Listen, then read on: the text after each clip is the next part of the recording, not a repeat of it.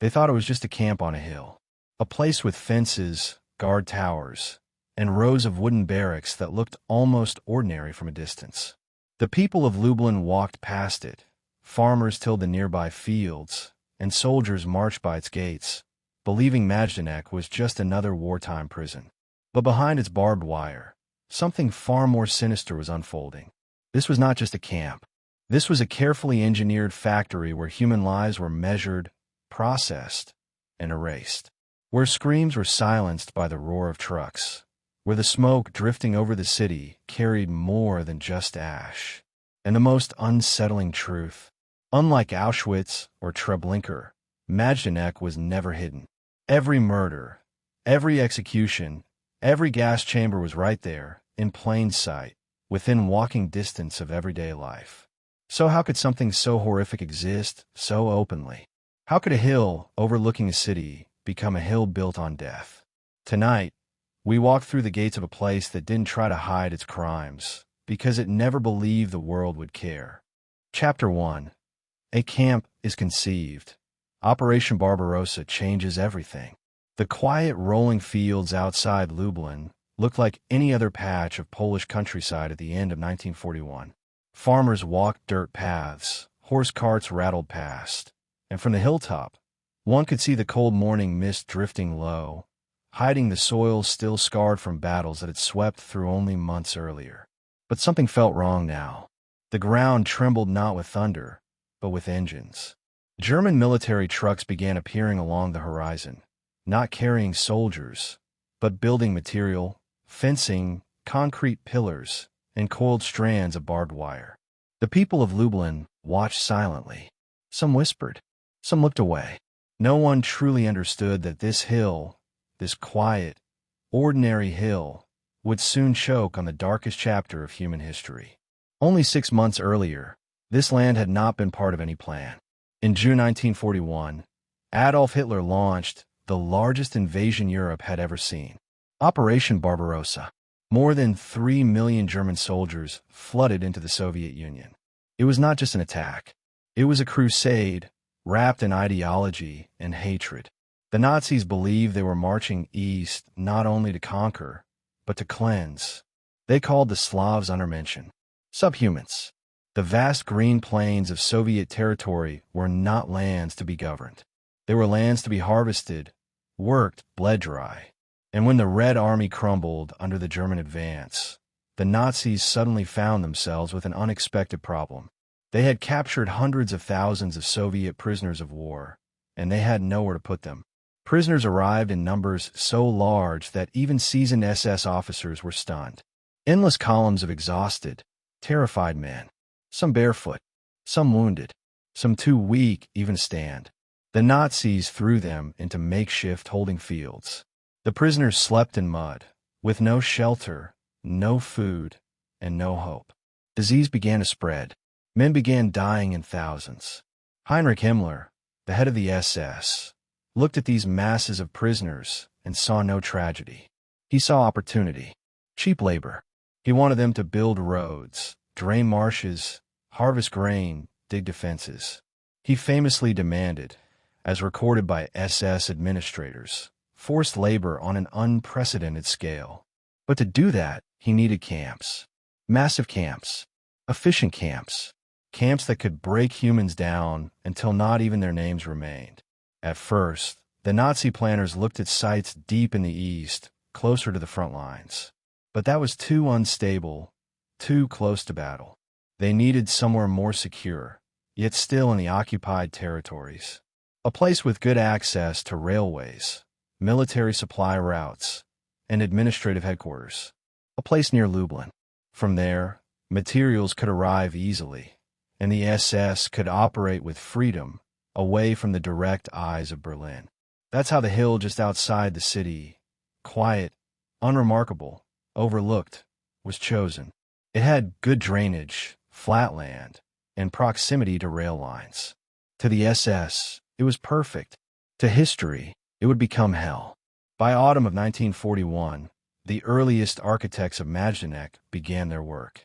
The camp was initially planned to hold 25,000 prisoners. Then Hitler's ambitions grew.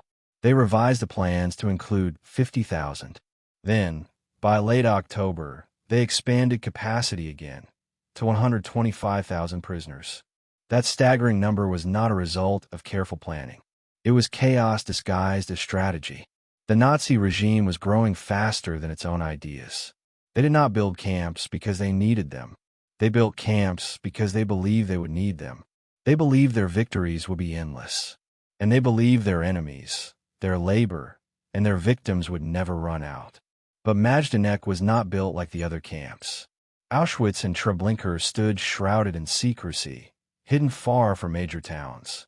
Majdanek stood in the open, on a hill overlooking a city.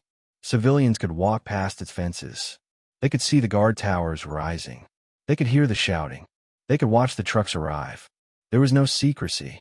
The SS did not care. They believed that when Germany won the war, none of this would matter. There would be no witnesses left to tell the story. By November 1941, the first Soviet prisoners began arriving. They had marched for days under armed escort, many collapsing along the frozen roadside. No barracks were ready. No water lines. The ground was frozen, and so were their bodies. They were thrown behind fences, given little food, sometimes only grass, sometimes nothing at all. They slept in pits dug into the earth. The SS guards took bets on how many would die each night.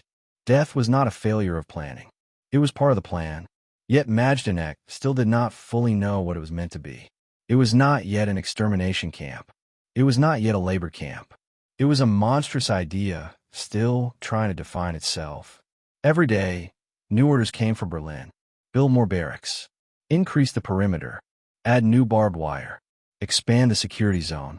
By the end of 1941, Majdanek was no longer just a camp on a hill. It was a growing machine, waiting for purpose, waiting to be assigned its true function in the Nazi vision of conquest and genocide. While construction crews expanded the site, locals continued their lives just beyond its borders. Children walked to school, passing the fences. Farmers looked up at guard towers while cutting wheat. The town felt uneasy, but most people convinced themselves it was only a prison camp, nothing more. Some whispered rumors, too many trucks coming at night, too many armed soldiers, too many prisoners disappearing. But rumors were easy to ignore when truth was too difficult to face. Inside the SS administration, a darker transformation was taking place. The camp commandants, engineers, and bureaucrats met in dim offices late into winter nights, drafting plans that would shape the very identity of Majdanek. They no longer spoke of only housing Soviet prisoners. They spoke of efficiency. They spoke of racial policy. They spoke of special treatment, a cold euphemism for murder. Majdanek began shifting from a prison to something far worse. A place not just to hold people, but to erase people. The chilling truth was that Majdanek was being born in stages. First as a POW camp, then as a forced labor site. Soon, it would become a central piece of something larger. Something far more terrifying. A network.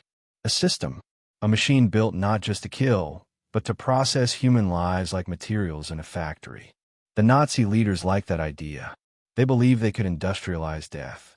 In the bitter winter air of December 1941, the construction of the first permanent barracks was completed. Wooden planks nailed together with brutal simplicity. No insulation. No real windows. Just walls strong enough to contain people, but weak enough to remind them they did not matter. The ground inside was not covered, so prisoners slept on dirt and mud. Sometimes they used straw, but it was soaked in urine, sweat, and disease. In those early weeks, many died before the camp even officially opened. As the new year approached, rumors began traveling through Germany's military and political circles. Majdanek would soon be more than a prison. It would be a model, a prototype of the future camps that would define the Holocaust, a place where ideology, labor, and murder would meet. The SS had big plans for this place, plans even more horrifying than the locals could imagine. What no one outside the inner Nazi circle yet knew was this: Majdanek would soon be connected to something grander and deadlier, a vast operation that would move millions of people across Europe like cattle. An operation built not on war strategy, but on pure racial hatred. That operation had a name, and it was coming soon. Operation Reinhardt, and Majdanek was about to become part of it. Chapter 2. The first prisoners arrive. Majdanek's transformation begins. Winter in eastern Poland is not just cold. It is sharp, unforgiving, and cruel, like a blade pressed against exposed skin. In early 1942, when the first real waves of prisoners were marched toward Majdanek, the wind cut straight through bone, and the ground was frozen so hard it echoed under their boots like stone. They arrived in lines that seemed to stretch beyond the horizon. Soviet prisoners of war, Polish political prisoners, Jewish civilians dragged from nearby towns, and even confused bystanders who had simply been in the wrong place at the wrong time. Some arrived by truck, some by train, but many were forced to walk for days, even weeks. Those who stumbled were beaten back onto their feet. Those who fell never stood again. When they reached the gates of Majdanek, there were no proper barracks ready for them. Only partially built structures, muddy pits, fenced holding areas, and watchtowers manned by SS guards with rifles and dogs. Prisoners were ordered to stand in the open for hours, sometimes from dusk until dawn, as guards counted and recounted them, even when bodies began collapsing in the line. The camp was still under construction, yet already death was everywhere. No one had to wait for the gas chambers. The cold was enough. Hunger was enough. The brutal simplicity of neglect was enough. Some of the earliest prisoners were Soviet soldiers, emaciated from previous imprisonment, sick with typhus, dysentery, and pneumonia. Their uniforms hung off them like loose sacks. Their cheeks were sunken, eyes hollow. They had fought in the largest land battle in human history, Operation Barbarossa, and now they were still fighting against cold, hunger, and despair. For them, survival was not about winning. It was about lasting one more hour. But Majdanek was not meant to let them last. The SS officers viewed these helpless men not as humans, but as property. They were resources, tools to be used until they broke. Their identities were taken. Their clothes were taken. Their names were replaced with numbers. Even their shoes were taken. Barefoot and freezing in the snow, they were pushed into open fields surrounded by fences. Prisoners would later recall how some dug holes in the earth to crawl into, believing the mud might protect them from the wind. But the ground was frozen. There was no shelter, only cold, hunger, and waiting. Within the first weeks, hundreds died, then thousands. The SS did not record their names. No grave were dug. The bodies were left in piles near the fences, covered slowly by layers of wind-blown snow, as if the earth itself was trying to bury what humanity refused to acknowledge. But even this was not enough. Himmler and his commanders had envisioned Majdanek not as a graveyard, but as a machine for labor, discipline, and later, extermination. Orders came from Berlin: expand the camp boundary, accelerate construction, create permanent housing units, and prepare for mass intake. Majdanek was growing fast, but its identity was still uncertain. One day, it seemed to operate like a prison, the next, like a forced labor camp. And soon, whispers began spreading. This place might become something worse.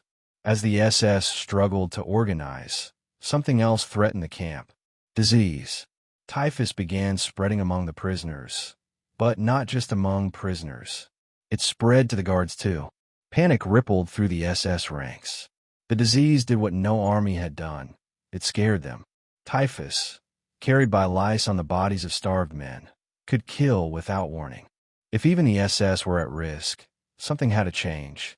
The solution they designed was brutal and efficient: disinfection barracks. In theory, these were meant to clean prisoners, shave their hair, scrub their bodies, and destroy lice. In practice, they became places of cruelty. Prisoners were stripped naked, forced to run through freezing water, shaved without care, often cut and bleeding. Many collapsed from shock. Some simply never got back up. But this was the first step in Majdanek's evolution. The infrastructure of control, the systemization of breaking human beings, the uniforms, the numbers, the categories. The punishments. The forced labor. The camp was learning how to operate. That spring, a new group began arriving. Polish political prisoners. Teachers, doctors, former officers, priests, resistance members, and anyone suspected of anti-German activity. They were not brought for labor alone. They were brought to be broken. The Nazis believed that if you silence a nation's thinkers, you silence its future. Many of these prisoners arrived with dignity still intact. Some tried to maintain discipline, lining up as soldiers, even exhausted. Some whispered prayers. Some, in quiet corners, still dared to hope. But Majdanek was designed to crush hope. The SS introduced punishments to instill fear. Prisoners were forced to kneel on gravel for hours, sometimes all day, until their knees bled and bones cracked. Others were ordered to run in circles carrying heavy stones, collapsing until their bodies simply could not lift themselves anymore. Roll calls lasted for hours, in rain, snow, and freezing wind, while guards counted and recounted bodies, sometimes for no reason at all. This was not discipline. It was psychological warfare. The SS understood that the easiest way to control a prisoner was to make them believe they were already dead. Yet, despite this terror, a strange and fragile system of survival began to form inside the camp. The early Polish prisoners, who came from diverse professions, sometimes organized secret teaching circles. Former doctors tried to treat wounds using scraps of cloth and water. Some shared pieces of bread. Some secretly buried bodies with respect, even though it was forbidden. These small actions did not stop death, but they protected something far more important: humanity. As spring turned to summer, Majdanek grew even more chaotic. Prisoners were now arriving from Austria, Czechoslovakia, and Germany itself. Some were labeled criminals. Some were Jehovah's Witnesses. Others were simply people who had spoken the wrong words at the wrong time. Now, Majdanek began to look like the other Nazi camps. Fences multiplied. Guard towers stood taller. Barbed wire wrapped tighter around the hill. The camp that once seemed temporary was becoming disturbingly permanent. One morning, in June 1942, something new appeared by the western corner of the camp. Trucks unloaded strange canisters. Metal doors began being installed on concrete structures. Prisoners saw engineers examining vents and measuring seal chamber walls. Some believed it was a disinfection building. Others whispered something darker. But very few understood it yet, and perhaps no one wanted to admit it. By now, the camp population had reached tens of thousands. Corpses piled faster than they could be buried. The SS considered digging mass graves, but there was a problem. The graves took up space, and Majdanek was still growing. A better solution was needed, one that could make bodies disappear faster. It was around this time that a chilling new construction began: the crematorium. It started with bricks, metal grates, iron chimneys. Workers built it under watchful eyes. The SS tried to hide its purpose, but the truth crept through the camp like smoke. Majdanek was preparing not only to hold prisoners, but to remove them permanently. Survivors would later remember the smell. A smell that never truly left the air.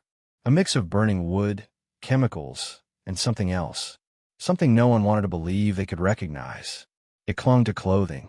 It soaked into walls. It drifted through the nearby fields, where farmers shook their heads and told their children not to ask questions. Majdanek was transforming. Not fully yet. Not officially. But it was no longer just a holding camp. No longer just a labor camp. Every new building, every new truck, every new fence revealed that Majdanek was slowly preparing for a purpose far darker than its original design. Even before the gas chambers opened, before Operation Reinhard officially tied Majdanek to the Holocaust machinery, the camp was already killing, already burying, already burning, already destroying lives without bullets or gas. Through hunger, through disease, through work, through despair. And soon, the Nazi high command would assign Majdanek a new role. A role that would place it alongside Sobibor, Treblinka, and Belzec. A role that would stain it forever. Majdanek was about to become a death camp. But first, it would become something even more sinister. A camp that killed not in secrecy, but in plain sight, where the world could see and chose not to look. And the first trains of Jewish prisoners were almost there. Chapter 3. The Expansion. Gas chambers, crematorium, and a changing purpose. It began with an unusual delivery. Not of prisoners, not of soldiers, but of bricks. Heavy, thick, dark bricks, stacked neatly on wooden pallets, guarded by SS men who said nothing about their purpose. It was early 1942, and Majdanek's landscape was changing again. Construction crews worked day and night, not to build barracks this time, not to lay fences, but to build something entirely different. Something with walls thicker than any prisoner hut. Something with small vents sealed tight. Something that did not have windows, and did not need them. Prisoners whispered, but most remained silent, afraid to even guess. A camp that had once been designed to house Soviet prisoners was evolving. It was becoming something darker, deadlier, and far more deliberate. Up until now, death in Majdanek had been sloppy. It came through starvation, exhaustion, disease, freezing wind, and neglect so brutal it was almost careless. But the new structures signaled that death was about to become controlled, organized, and industrialized.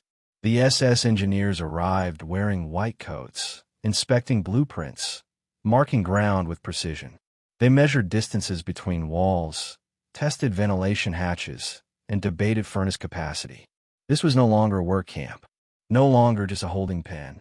It was becoming a factory that produced nothing but absence. Soldiers began escorting prisoners past the new buildings, making sure they saw the walls, the doors, the chimneys. Some prisoners still thought they were bathhouses. Majdanek's gas chambers were small at first. Unlike Auschwitz, they did not resemble industrial killing plants. They looked like ordinary rooms, except for the steel-sealed doors and circular vents cut into the ceilings. At first glance, they could have been laundry facilities or disinfection rooms or storage. But there was something wrong about them, something unsettling. The walls were too smooth. The windows were missing. The doors locked from the outside. And the guards, who once laughed and shouted across the camp, now walked silently past these structures. At this time, the camp's crematorium was also being prepared. It began as a single oven, then 2, then 3. The SS commandant requested more funding.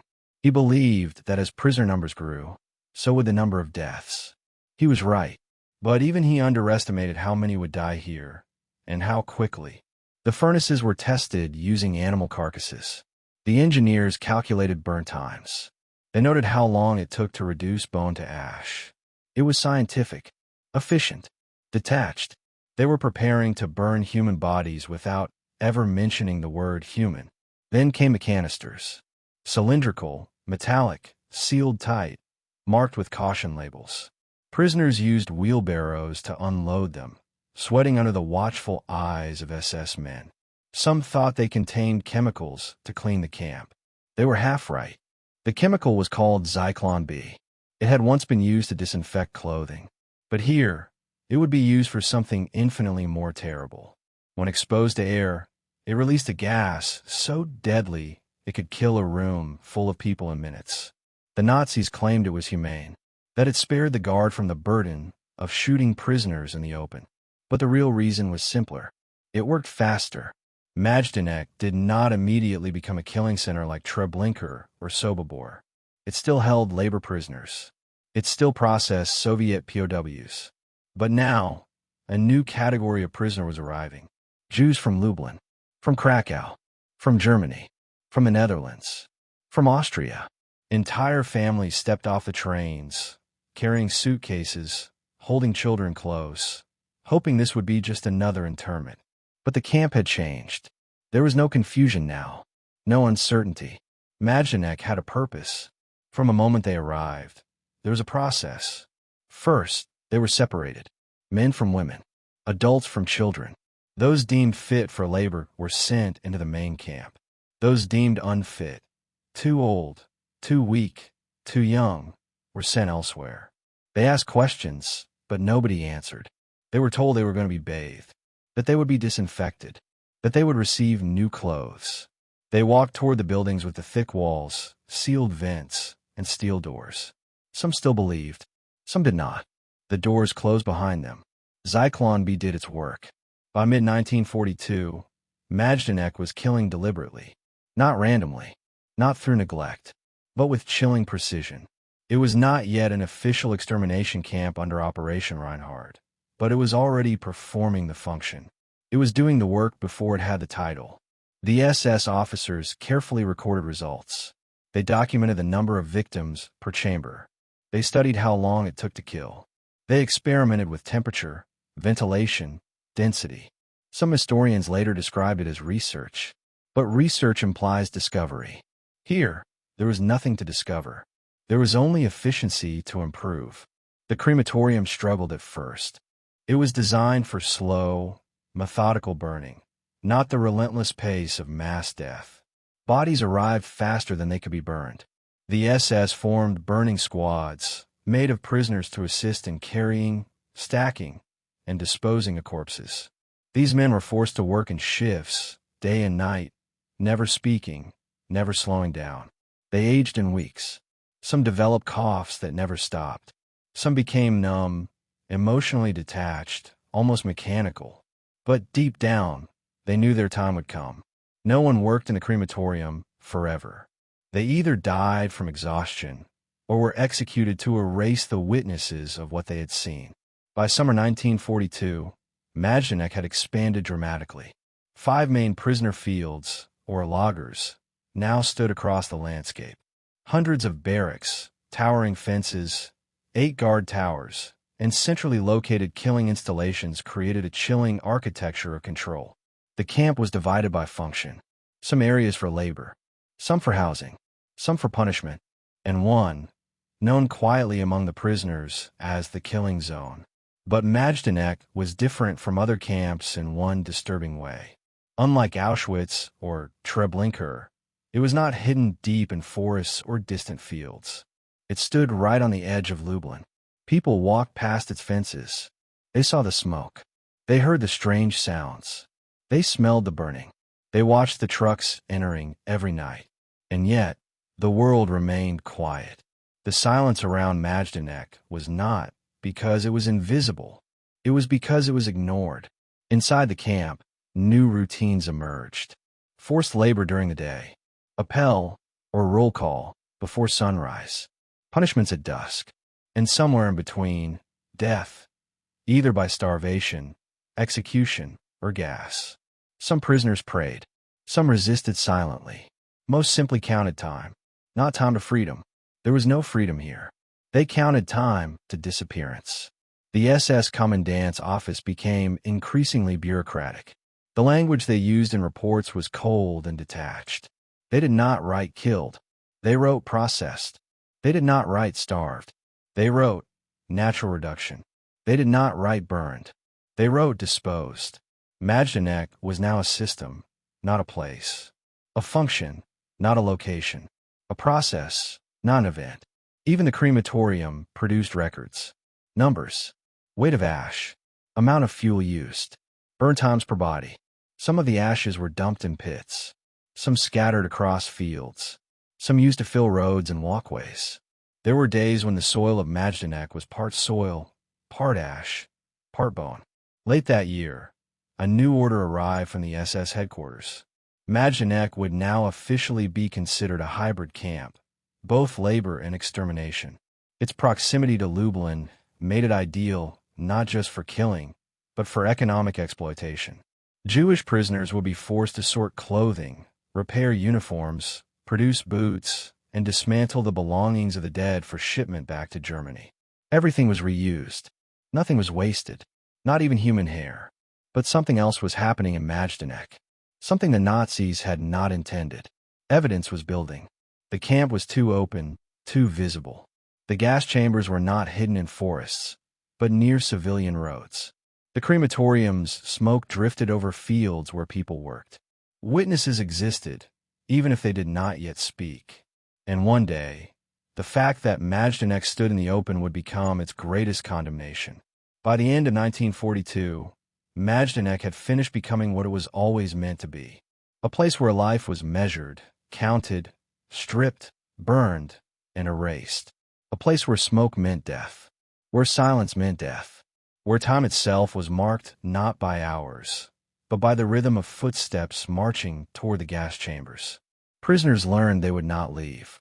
Even those forced to build the chambers knew eventually they would enter them.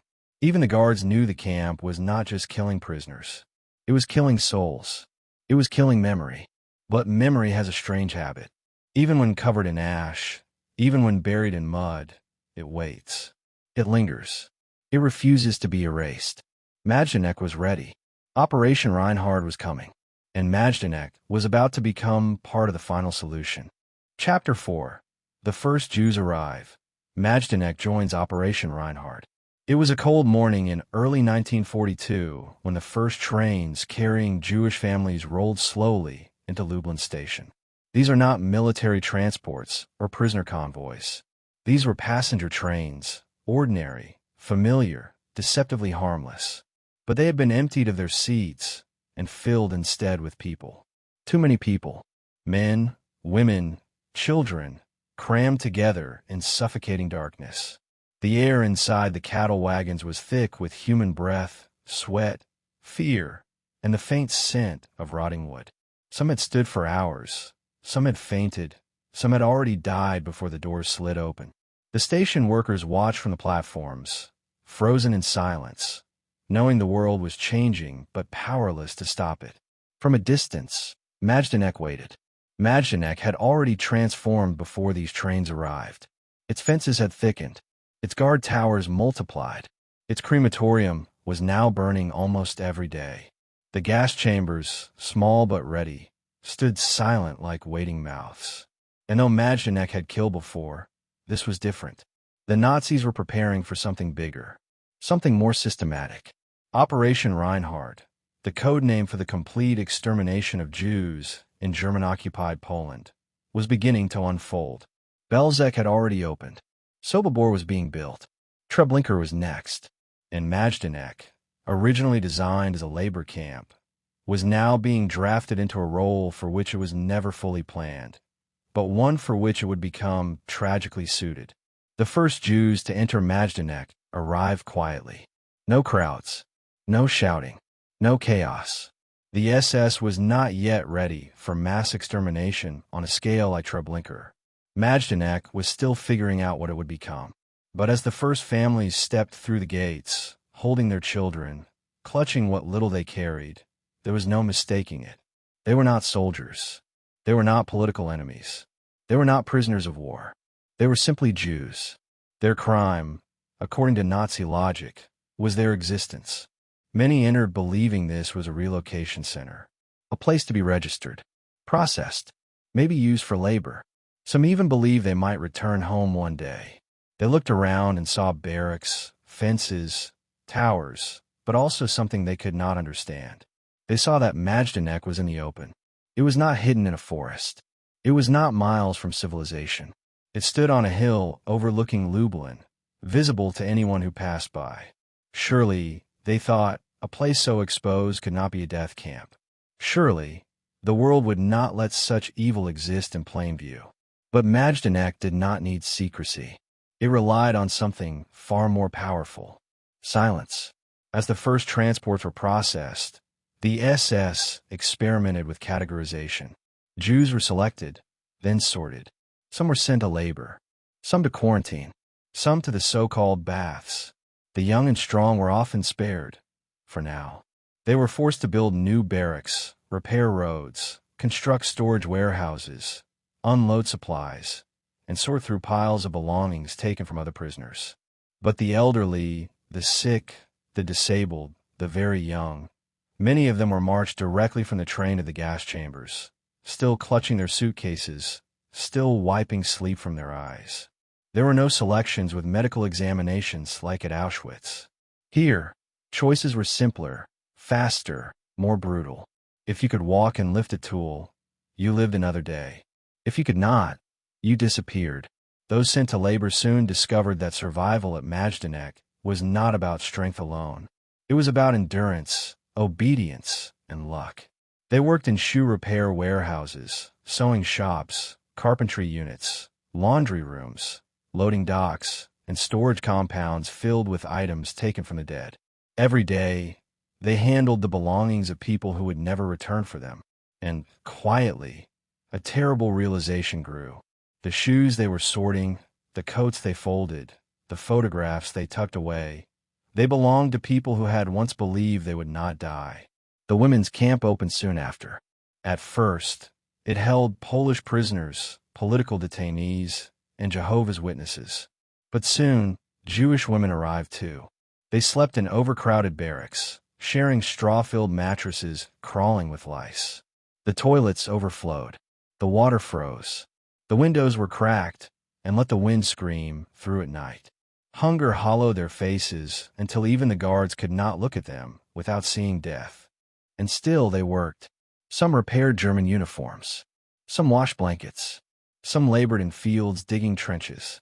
Some sorted children's toys, taken from children who were no longer alive. One day, a group of Jewish children arrived. No one knows exactly how many. They were unloaded in silence. They were not given numbers. None were registered. They did not work. They did not perform roll call. They did not stay long. Within hours, they were led to the gas chambers, holding each other's hands, still wearing their school coats. Majdanek did not keep children. It had no category for them. Children, in Majdanek, were waste. By late 1942, transports became more frequent. Some arrived from Lublin, others from Warsaw, still others from Austria, Germany, Slovakia, and the Netherlands.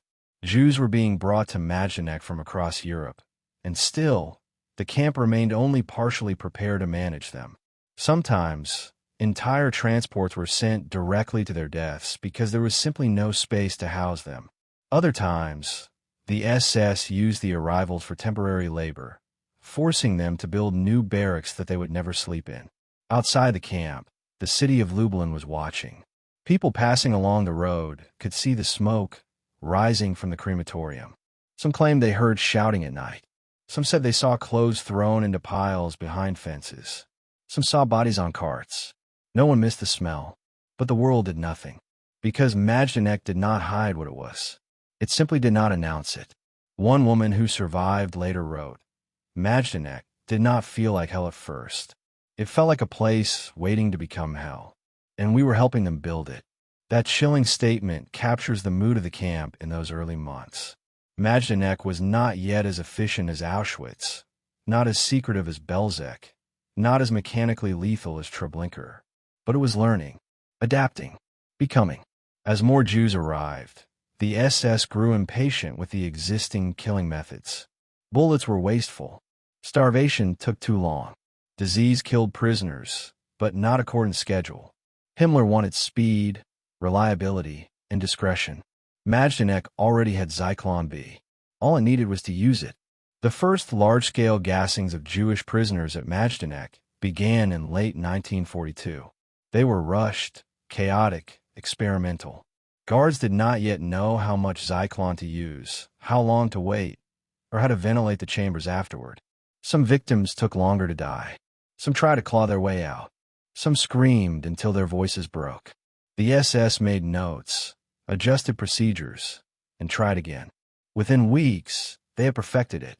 Majdanek achieved something horrifying, a killing process that looked organized.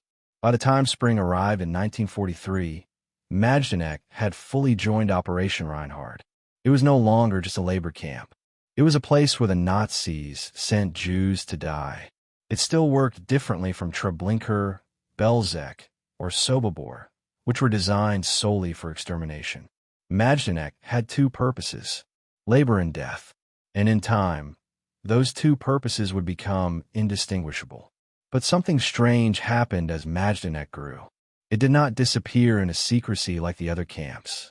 It became more visible. The SS could not hide its existence from the people of Lublin. Civilians walked past it on their way to markets. Farmers could hear gunshots from nearby fields. Sometimes, ashes fell on their crops. The Nazis did not remove witnesses. They made them numb. The first Jewish prisoners who arrived still hoped for release. The next hoped only for survival. The ones after that hoped to live one more day. But by the end of the year, most who entered Majdanek hoped for something simpler. They hoped to be remembered. The camp was changing again. The gas chambers were now in constant use. The crematorium ran day and night. Piles of shoes reached the height of buildings. And somewhere in the SS command office, a ledger kept track of numbers. Not names, just numbers. Majdanek was no longer building a future. It was erasing one. And soon, Operation Reinhard would demand something even more terrible. A liquidation. A massacre so large it would become the single biggest one-day slaughter of Jews in the entire Holocaust. The SS called it Operation Harvest Festival, and Majdanek was at its center. Chapter 5. The Women's Camp. Brutality, exploitation, and experiments. There was a different kind of silence when the first women arrived at Majdanek. Not fear, not shock, something stranger. It was the silence of confusion.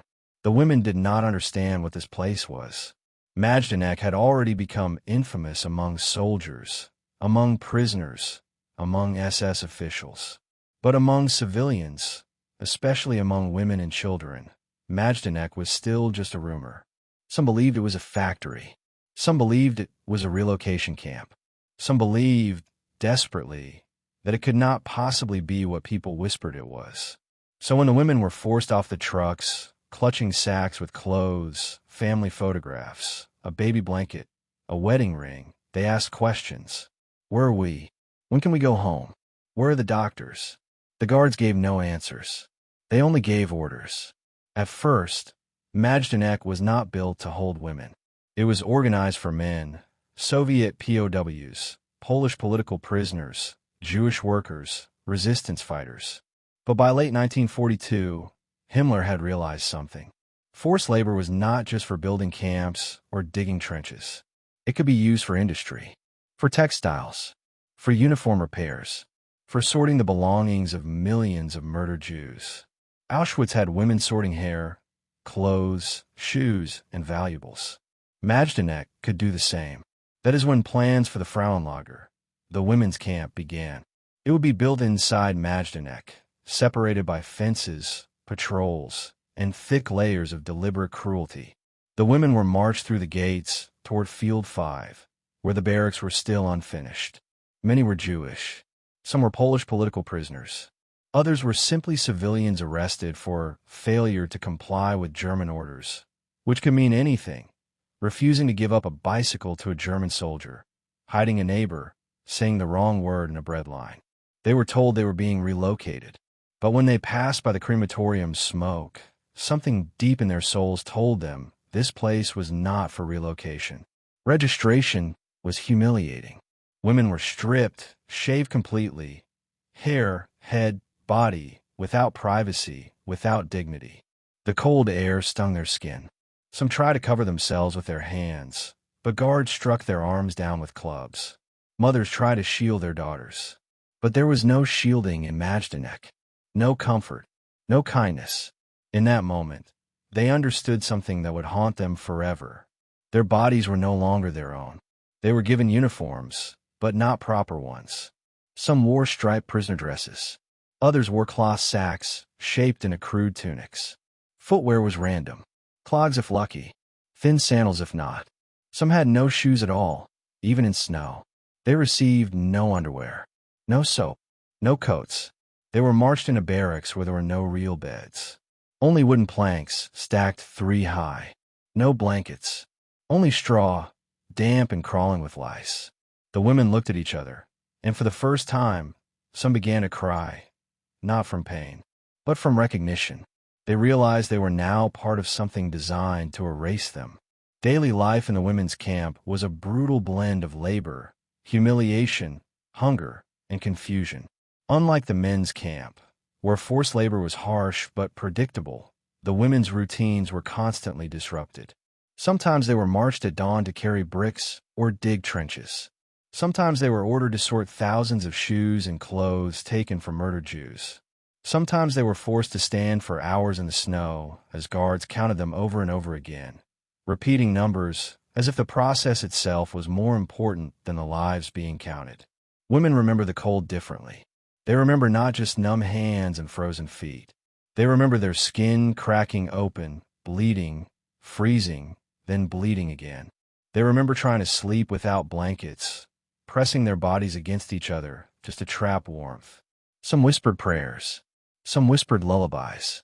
Some whispered the names of children they would never see again. But perhaps the worst suffering was not starvation, not typhus, not cold.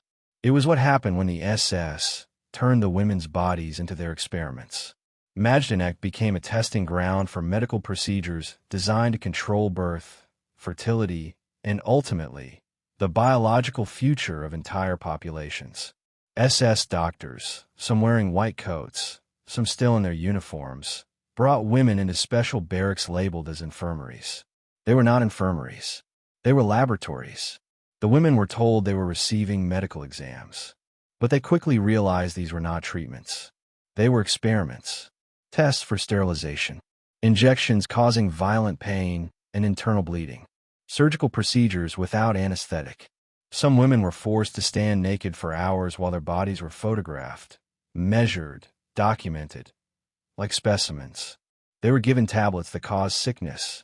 They were injected with substances that burned under their skin. Some wrote later, "I did not know what they gave me. Only that after, I never felt like myself again." Women who survived remembered the smell of these rooms. Not the smell of death. Not yet. But the smell of disinfectant, chemical burns, blood, and fear. And always that silence. The kind of silence that grows before a scream. There were other horrors too. Guards used humiliation as a weapon. They forced women to sing German songs in freezing temperatures. They shaved them again and again. They made them perform pointless tasks, carrying heavy stones across the yard, then carrying them back. The women were not laborers now. They were tools for discipline. And when discipline grew boring, they became entertainment. They were forced to strip for punishment, to kneel on gravel until their knees bled, to stand in silence for hours, not allowed to blink or look away or cry. Some SS women worked in the camp too. Female guards, known as Aufseherin, were often even crueler than their male counterparts. They beat women with whips, kicked them for speaking, tore up letters they tried to write, laughed at their hunger. One survivor would later say, "The male guards killed our bodies. The female guards killed our hope." But despite this engineered hopelessness, something remarkable happened inside the women's camp. Humanity refused to die. Women formed small groups, not by nationality or language, but by survival. They shared scraps of food, torn pieces of cloth, sips of water. They whispered stories at night. One woman, a former schoolteacher, secretly taught children math using pebbles. Another, a mother, wrapped her arms each night around children who were not her own. Some wrote poems on scraps of fabric with charcoal. Some hid them under floorboards. Some survived to remember those words decades later. Labor in Majdanek became more intense for the women as time passed. They were assigned to handle belongings recovered from extermination camps under Operation Reinhard. They sorted shoes, coats, dolls, photographs, rings, letters. They touched the belongings of people who had been gassed in Belzec, Sobibor, Treblinka, and Majdanek itself. They did not know the names of those people. But they knew this. Someone had loved them. Someone had sewn those buttons. Someone had written that letter. Someone had given that toy to their child. And now those children were gone. The SS carefully controlled what the women were allowed to do, because their labor had become valuable. They repaired boots for the German army. They patched uniforms.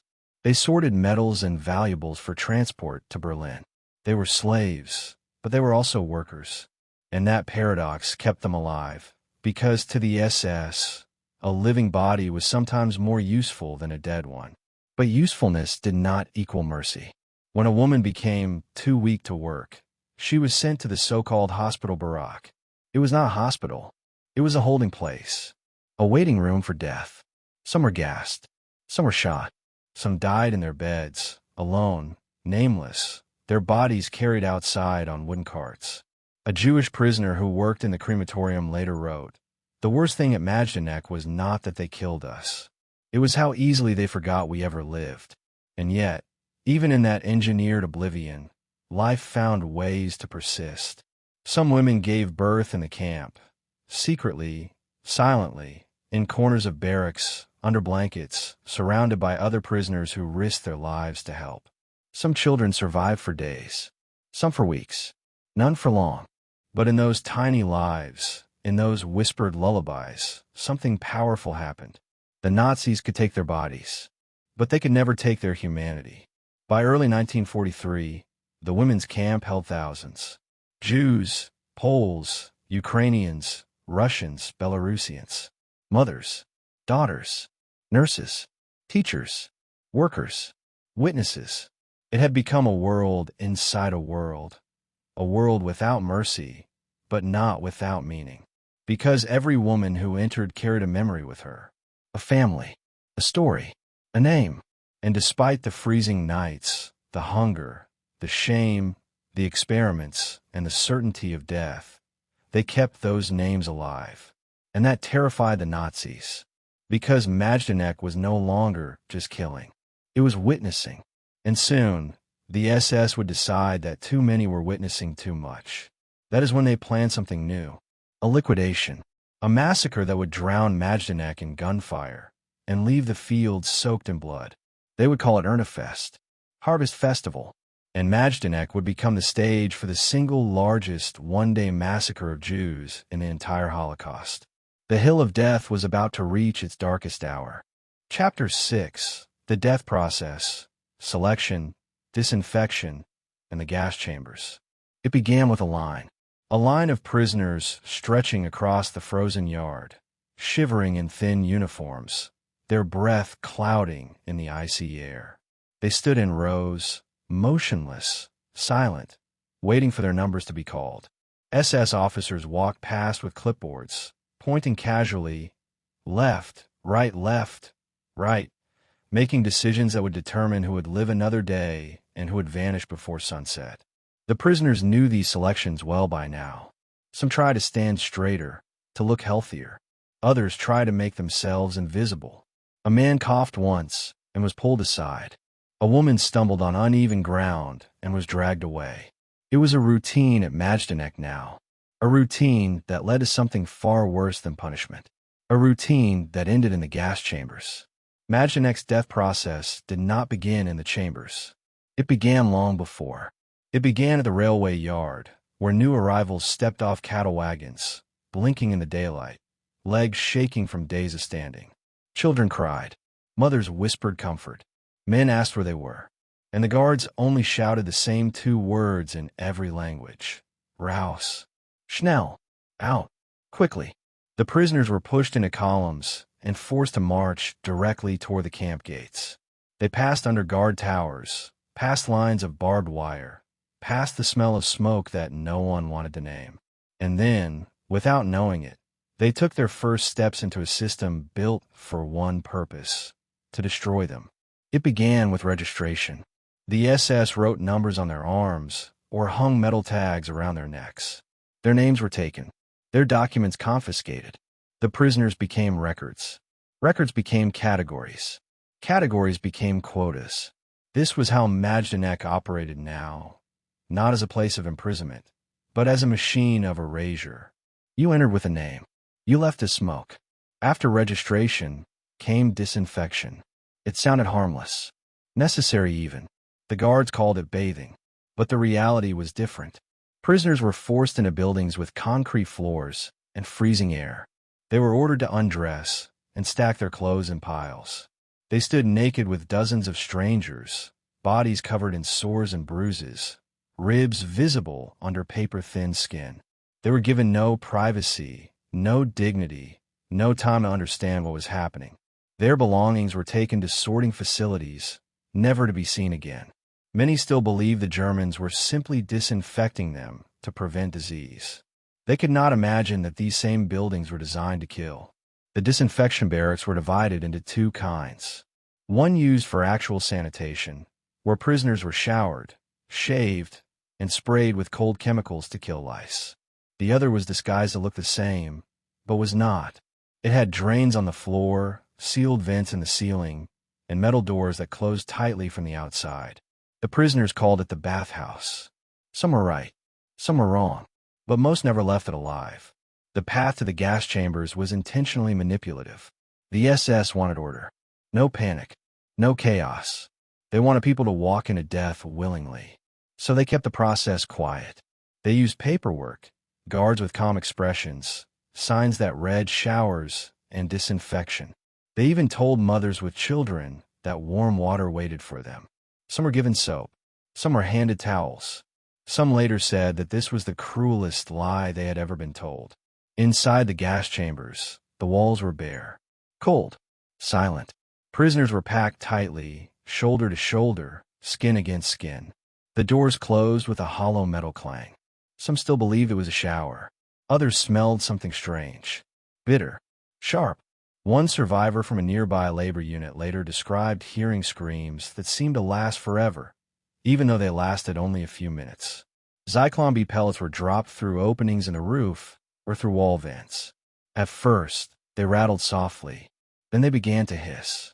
The gas spread quickly, and panic followed even faster. People clawed at doors, at walls, at each other, but there was nowhere to go. The room did not care who they were. It did not care what language they spoke. It did not care if they were mothers or soldiers or children. It only cared that they stopped breathing. After the gas cleared, prisoners from the Sonderkommando, the special work unit, were forced to enter. They dragged out the bodies, stacked them, searched their mouths for gold teeth, cut hair for shipment to German factories, and loaded the corpses onto wagons. These men were not executioners. They were prisoners. They had been chosen because they were healthy enough to work and unfortunate enough to be chosen. They worked in silence, without looking at the faces of the dead, because some of those faces were familiar. Family, friends, even their own children, and they knew their time would come too. Sonderkommando were never allowed to live long. They knew too much. They saw too much. And one day, they would be put in the same room they had emptied so many times. The path from gas chamber to crematorium was short. Dirt roads, blood-stained carts, quiet footsteps. The crematorium at Majdanek was small at first, only 2 ovens. But it grew quickly. 3 ovens. 4 ovens. 5. Soon, it burned day and night. The smoke rose into the sky, heavy and thick, mixing with the mist above Lublin. It settled in the fields. It clung to clothing. It burned in noses and throats. The people of the town saw it. They smelled it. They pretended it was something else. Sometimes, when the ovens were full, the SS ordered bodies to be burned in open pits. Photographs from Liberation later revealed these pits, still filled with charred bones and melted flesh. The bodies had been stacked like firewood, layered, arranged, organized. Efficiency at the expense of humanity. But to the SS, there was no humanity left to lose. Majdanek's death process was not just physical. It was psychological. The camp broke people long before it killed them. Roll calls lasted for hours in freezing wind. Punishments were merciless. Prisoners were forced to kneel on gravel, sometimes for half a day.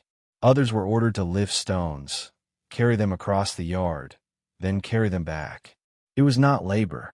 It was humiliation disguised as work. It was a way to remind prisoners that time was meaningless.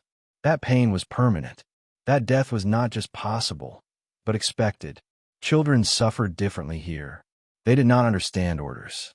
They could not stand in selection lines without crying. They clung to their mothers, their small hands trembling, their eyes wide, and searching for someone to explain what was happening. But no one could explain, not even the mothers. Majdanek did not keep children. Children were selected first. They were led away gently, sometimes even kindly, so they would not cry. Sometimes they were taken at night, so the camp would be quiet. Children disappeared faster than anyone else, and their absence left the deepest silence. But Majdanek did not only kill through gas. It killed through numbers, through starvation, through disease, through exhaustion, through despair. Some prisoners survived the gas chambers, only to die days later from typhus or dysentery. Others survived the experiments, only to starve to death in the barracks. Some survived selection, only to collapse in the yard from cold. At Majdanek, survival was not measured in days. It was measured in hours. One Jewish prisoner wrote, "In Majdanek, you died 3 times. First when they took your name. Second when they took your body. Third when they erased your memory." He did not survive the war, but his words did. What made Majdanek different from other death camps was not just the killing. It was how openly it was done.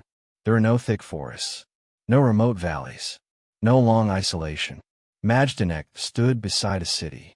People could hear trucks reversing toward the gas chambers. They could see clouds of ash drifting over fences. They could hear gunshots. They could see piles of shoes stacked higher than trucks, waiting to be sorted and shipped to German families. Majdanek did not hide what it was. It simply did not announce it. But the SS knew something was wrong. Majdanek was too visible, too exposed, too prone to be discovered. They worried that its openness would betray them one day. But they were not ready to stop. Instead, they doubled down. They expanded the gas chambers, increased crematorium capacity, and refined the death process until it felt disturbingly normal. Guards reported it like a schedule. 700 processed before sunrise. 1,000 by noon. 1,500 expected at dusk. It sounded like farming. Harvesting. Except what they were harvesting was human life. By late 1943, Majdanek had become more than a camp. It was a system. A system where arrivals, selections, disinfection, gassing, burning, and disposal all worked together like gears in a machine. The process became so ordinary that even the guards stopped reacting to it.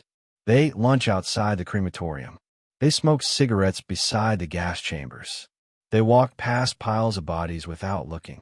In Majdanek, death had become scenery. But something was changing. Something neither the SS nor prisoners could fully understand yet. The Soviet armies were moving west. The war was shifting. And Majdanek, despite all its efficiency, was running out of time. Soon, there would be fewer arrivals. Soon, the gas chambers would go quiet.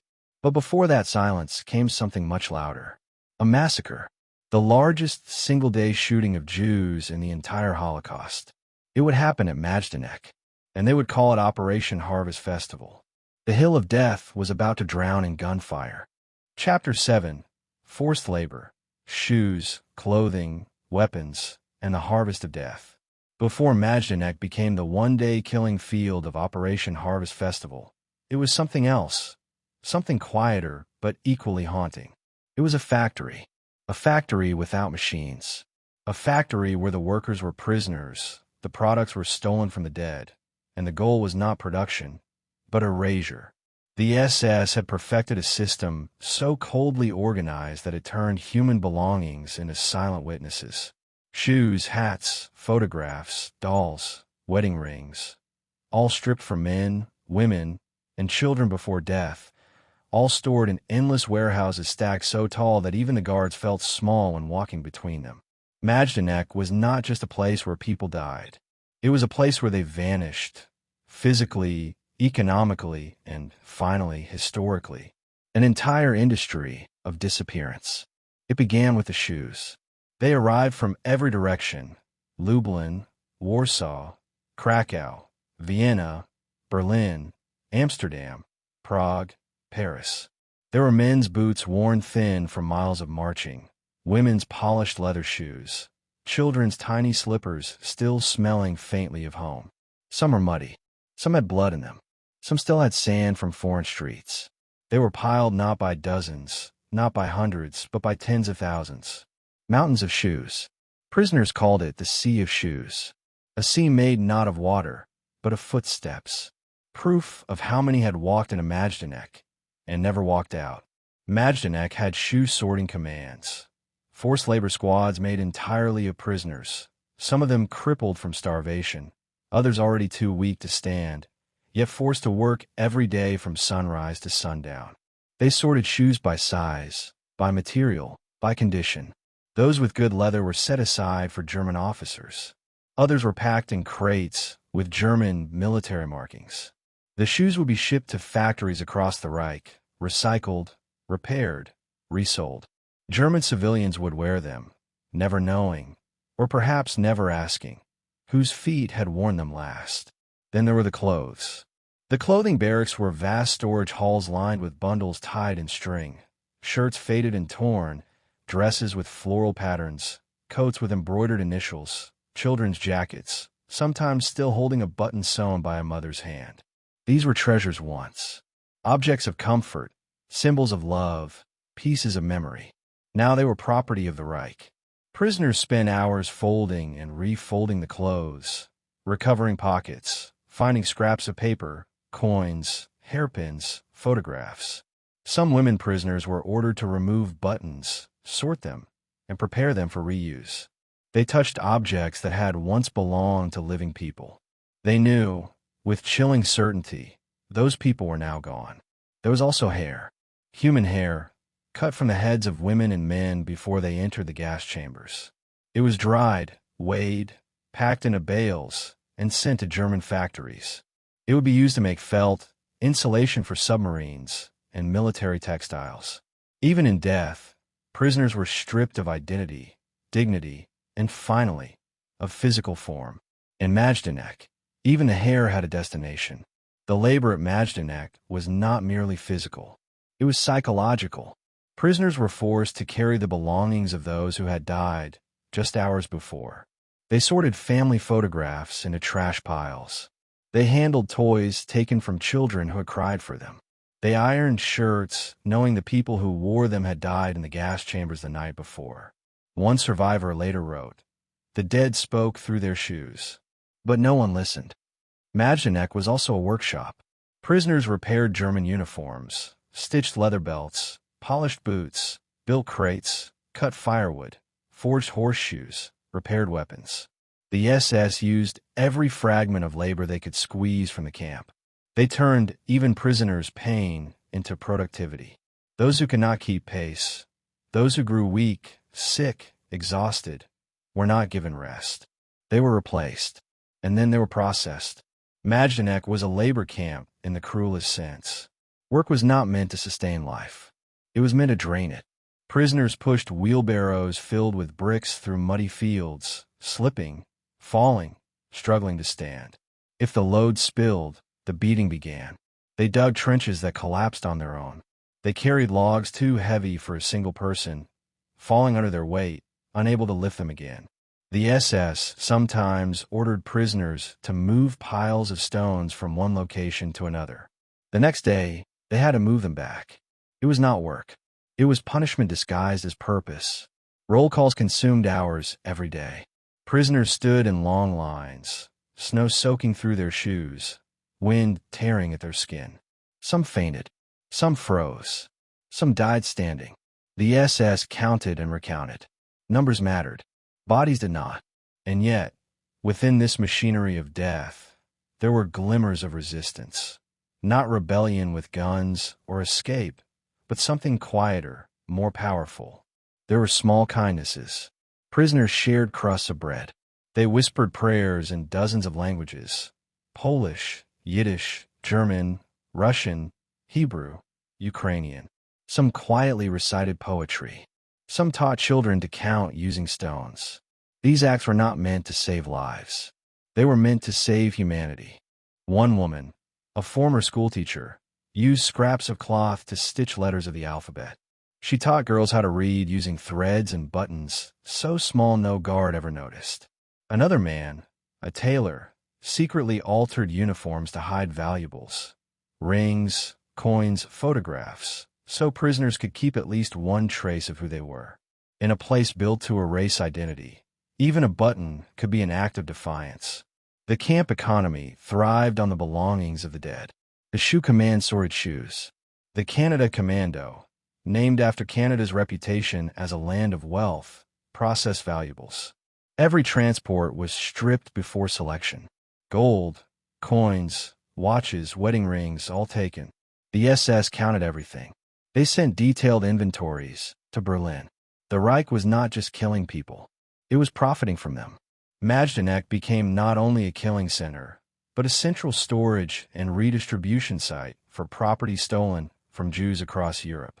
Trains arrived from ghettos emptied in Poland, Slovakia, Austria, and Germany.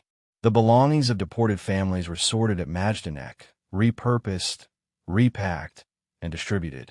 The belongings were marked Eigentum des Reichs, property of the Reich. The SS kept records, filed receipts, and calculated totals. It was genocide disguised as bookkeeping. But the labor did not end with clothing and shoes.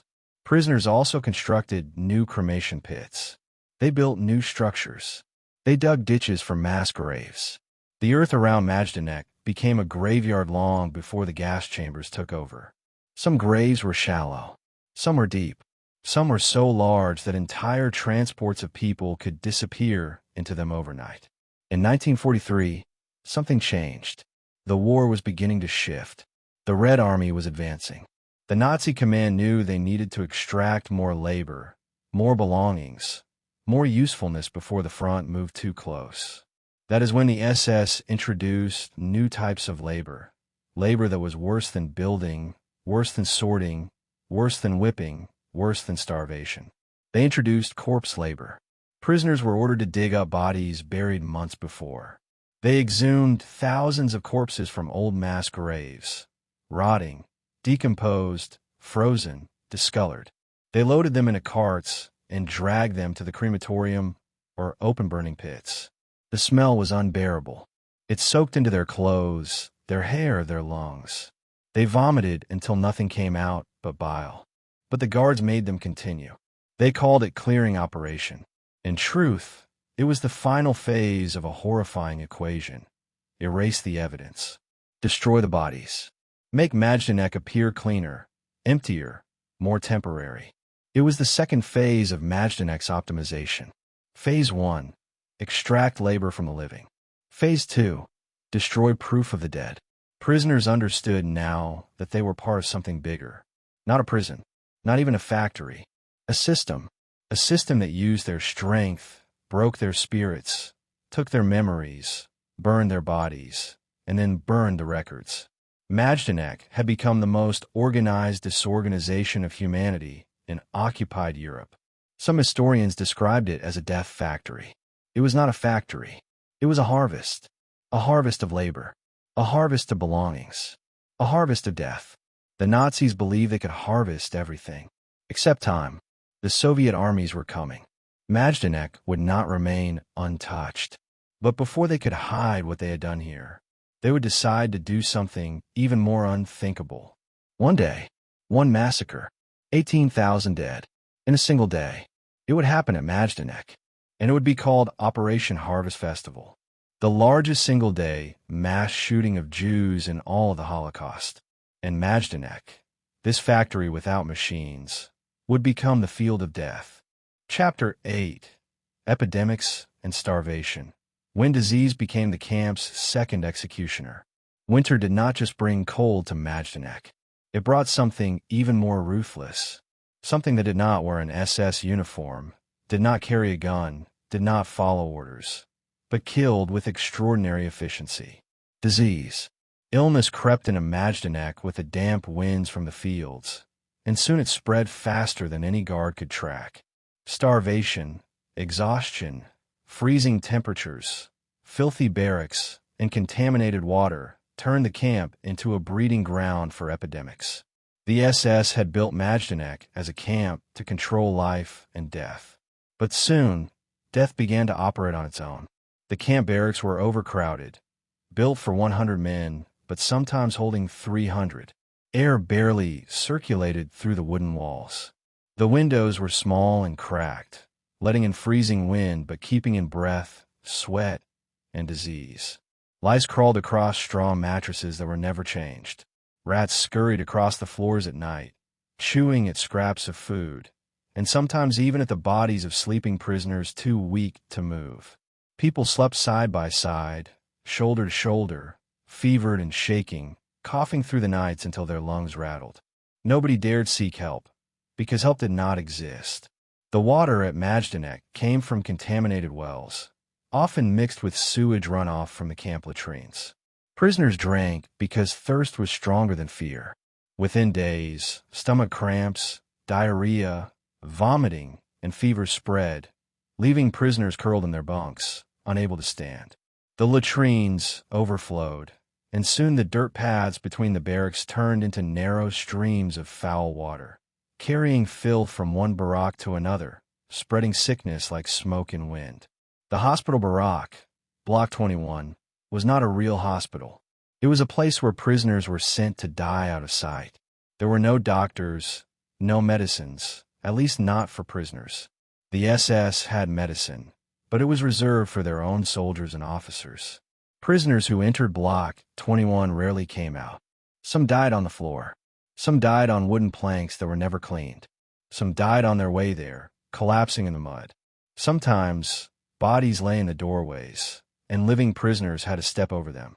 In the men's camp, typhus spread first.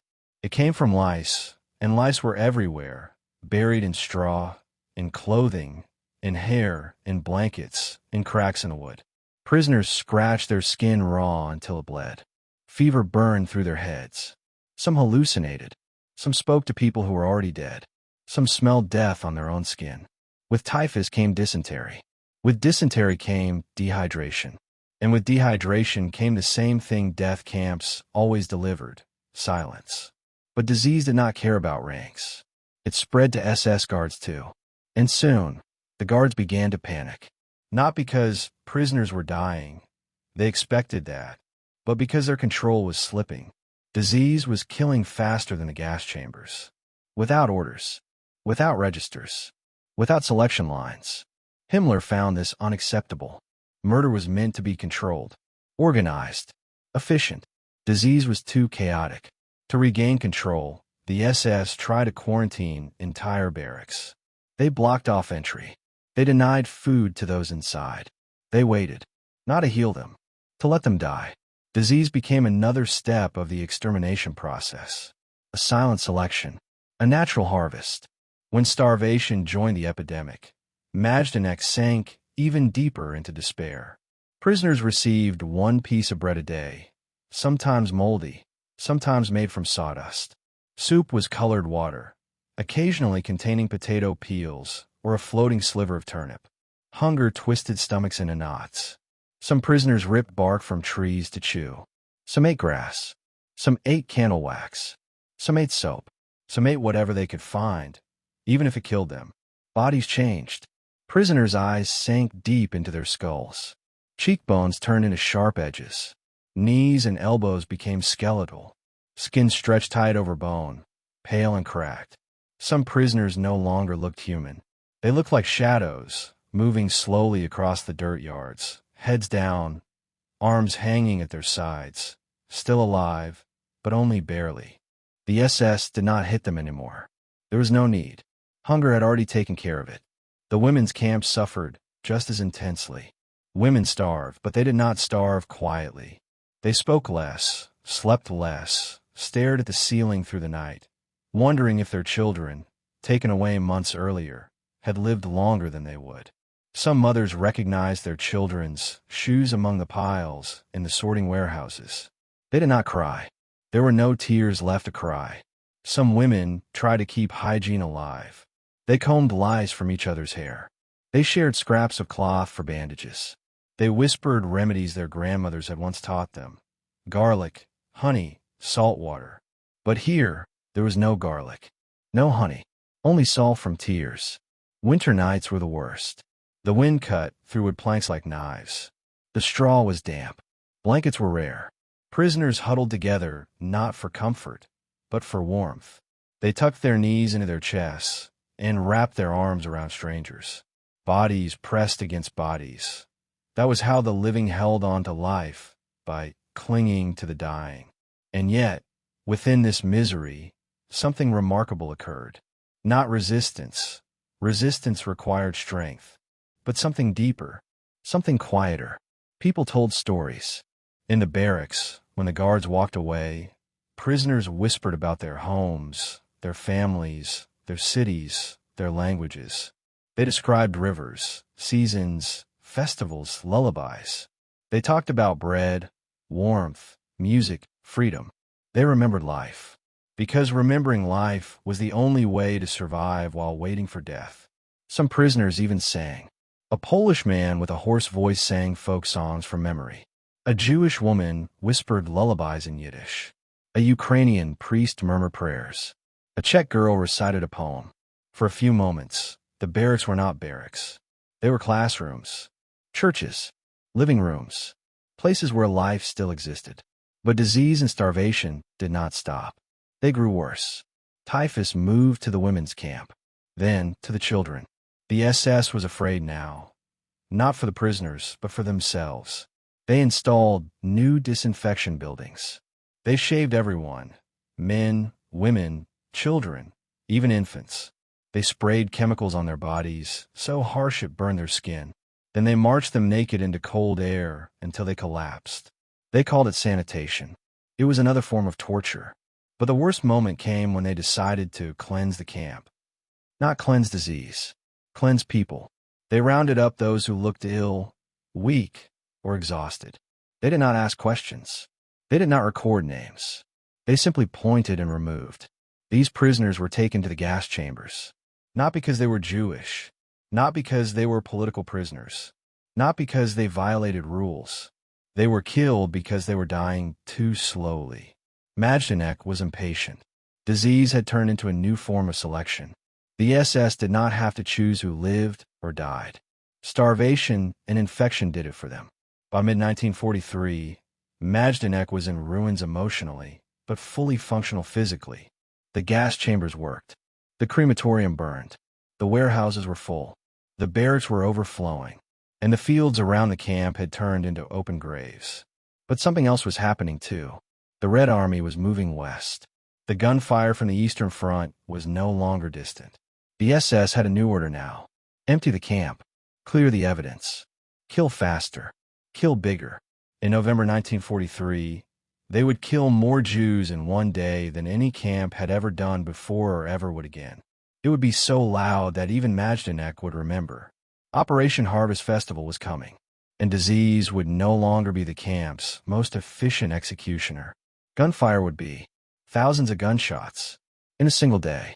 Majdanek was ready. Chapter 9. Children in Majdanek, the smallest victims. They arrived with dolls, school satchels, worn-out boots, and hope still flickering in their eyes. They held their mother's hands, clung to father's coat, pressed their faces against the windows of the cattle wagons, trying to see where they were going. For many, Majdanek was not their first camp. Some had come from transit camps in Izbica, Piaski, Terezin, or from ghettos in Warsaw and Lublin.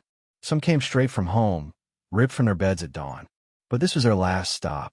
Majdanek did not build a children's barak. It did not build a school. It did not allow lullabies or laughter. It built gas chambers. It built crematoriums. And for children, it built nothing else. When children first arrived at Majdanek, SS guards treated them differently, but not with mercy. It was indifference. Children were not registered. They were not counted. They were not assigned numbers, uniforms, or work. They were simply separated. The SS did not see them as labor. They were not threats. They were not even prisoners. They were ballast. Useless weight. In Majdanek, a child did not die because of who they were. They died because they were not useful. Some children were kept temporarily with their mothers. They clung to them during registration, frightened by the barking dogs, the shouting guards, the metallic clang of gates closing behind them.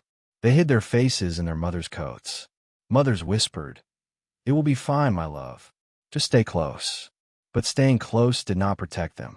Mothers watched as guards took away their sons and daughters during selection, sometimes gently, sometimes violently, sometimes with a deceptively calm voice. "Your child will be taken to wash. You will see them later." They did not see them later. The children were taken to Field 2 and held in makeshift holding barracks. No beds, no blankets, no food except what desperate mothers smuggled under their sleeves. Some children were so young they did not understand why their fathers were gone, why their names were no longer spoken, why strangers cried silently in corners. They played in the dirt outside the barracks, drawing circles with sticks. They laughed when they saw birds. They counted clouds. They did not know the black smoke that drifted across the sky was not from a factory, but from a furnace burning bodies. They did not understand why adults stopped them from looking too long. Older children understood more. 12-year-olds, 13-year-olds, teenagers, they understood hunger. They understood fear. They understood death. They understood when they saw carts of corpses being wheeled past the barracks. They heard whispers, gas chambers, selections, crematorium. Some whispered the word Auschwitz. Others whispered something worse. Majdanek was said like a graveyard that breathed. One Jewish boy who was 13 when he arrived recalled later, "We didn't cry after a while. We were too hungry to cry." Hunger became their language. Children pressed their fingers into cracks in the walls looking for crumbs. They chewed grass. Some tried to catch rats. Some ate candle wax from guard rooms when no one was looking. They stopped asking, "When will we go home?" They started asking, "Will we eat today?" There were moments that still felt like childhood. Some children sat together and told stories of their homes, stories of apple orchards, sledding in winter, school games, mother's bread, piano practice, bedtime stories. They drew pictures in the dirt: houses, dogs, trees, families. Some girls quietly braided each other's hair using scraps of string. One girl had a doll made of cloth. She named it Zofia. She tucked it under her coat when guards approached. Even when she was starving, she never let it out of her hands.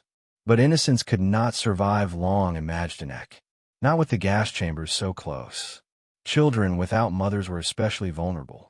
Orphans were often rounded up quickly. They had no one to speak for them, no one to fight to keep them close. They were taken to baths, but there was no warm water, no soap, only Zyklon B. Those children who stayed with their mothers faced a heartbreak worse than hunger. They watched their mothers grow weaker. They saw their fathers disappear in selections, never to return. They heard rumors, whispered in the night, that there were no real reunions in Majdanek. When someone left, they did not come back. Still, children asked guards, in Polish, in German, in Yiddish, in Russian, "Have you seen my father?" The guards did not answer. Or worse, they answered by laughing. Some children witnessed cruelty so severe it shattered their sense of the world. Guards pushed them into mud pits and laughed while they struggled to stand. Some children were kicked, beaten, used for target practice. Some were given food only to have it knocked out of their hands. Some were told to sing German songs while standing barefoot in the snow. Punishments for children were not about discipline. They were reminders. Reminders that Majdanek was not a place for children.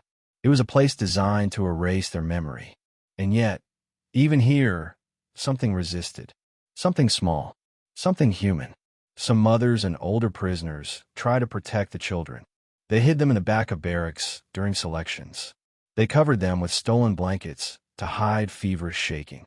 They whispered bedtime stories in Yiddish, Polish, German, Hungarian, stories older than war, older than suffering.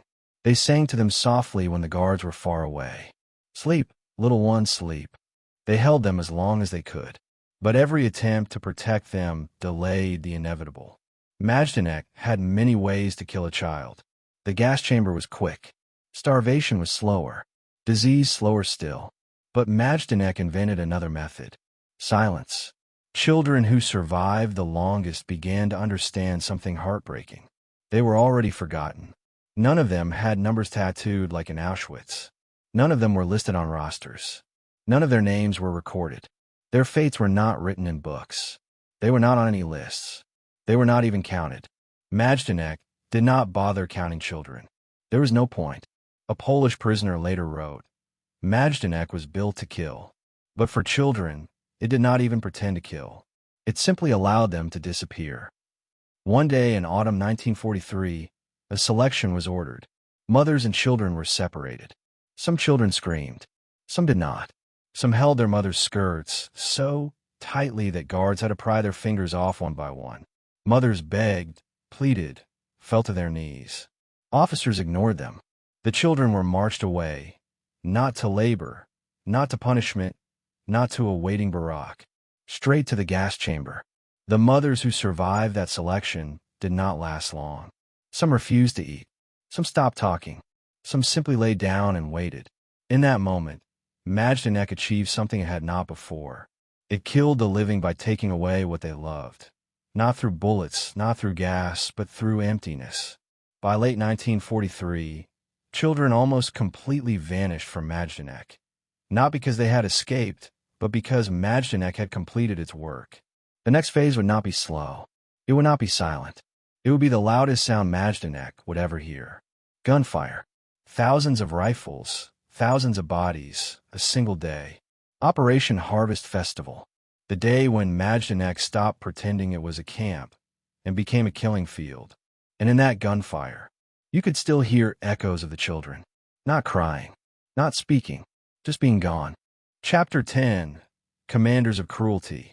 Koch, Weiss, and Florstedt at Majdanek. It is a haunting truth of Majdanek that the camp did not operate on chaos alone.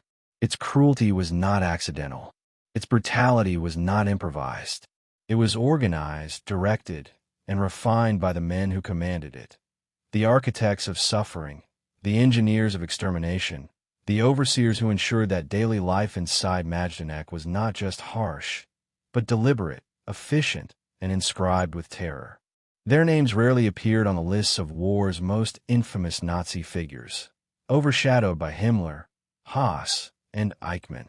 But the commanders of Majdanek, Karl Otto Koch, Max Kogel, Martin Gottfried Weiss, and Hermann Florstedt, turned this camp into one of the most chilling laboratories of organized cruelty the world had ever seen. The first commander to shape Majdanek's early soul was SS Standartenführer Karl Otto Koch, infamous for his earlier reign over Buchenwald. He was not sent to Majdanek to run a labor camp. He was sent to build something new, something brutal. Koch believed in fear as currency. He believed the camp commandant should not be a distant figure, but a looming threat. Unlike many Nazi officers who remained behind desks, Koch walked through the camp often, accompanied always by guards and dogs. Prisoners froze in silence when they saw him. He rarely spoke. He rarely shouted. His power came from stillness. A man who could end a life with a nod did not need to raise his voice. Under Koch, Majdanek became a place of intimidation. Murders were not yet systematic, but they were theatrical. Executions were public. Punishments were meant to be witnessed. Koch wanted Majdanek to have a reputation that would travel before the prisoners did, so that fear would arrive even before trains pulled into the camp. And it worked. Early prisoners described him as a ghost that walked in daylight. He didn't move fast, one prisoner later recalled, but you always felt he was closer than you thought. Koch's leadership style was rooted not just in cruelty, but in corruption. He stole valuables taken from prisoners, siphoned off food rations, and lived in luxury behind his office walls. He demanded silence, obedience, and personal loyalty from his SS staff. But these habits, which had made him powerful in Buchenwald, made him vulnerable in Majdanek. The SS began investigating him for corruption. For a brief moment, it seemed that punishment had come for the cruelest among the cruel. But the Nazi system had a strange way of handling its monsters. Himmler did not put Koch on trial for murder. He put him on trial for theft. Killing prisoners was not a crime in the Third Reich, but keeping their valuables for himself was. Koch was removed, not because of his brutality, but because he stole from the Reich. And Majdanek got a new commander. Max Kogel arrived next, straight from Ravensbrück and later headed to Flossenburg. Kogel was not an ideologue like Koch. He did not seek terror for terror's sake. He was a bureaucrat. To him, a camp was not a battlefield, but a blueprint.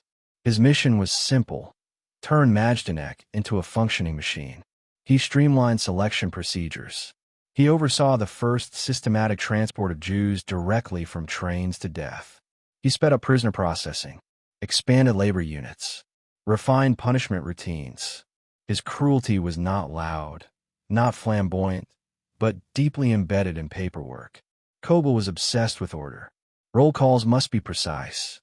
Barracks must be arranged exactly. Logs must be signed in triplicate.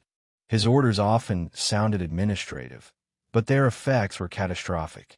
A single change in ration policy could starve hundreds in a week. A change in barack isolation could spread disease faster than bullets. Kogel rarely walked the camp. He rarely saw the gas chambers. He rarely visited the crematorium.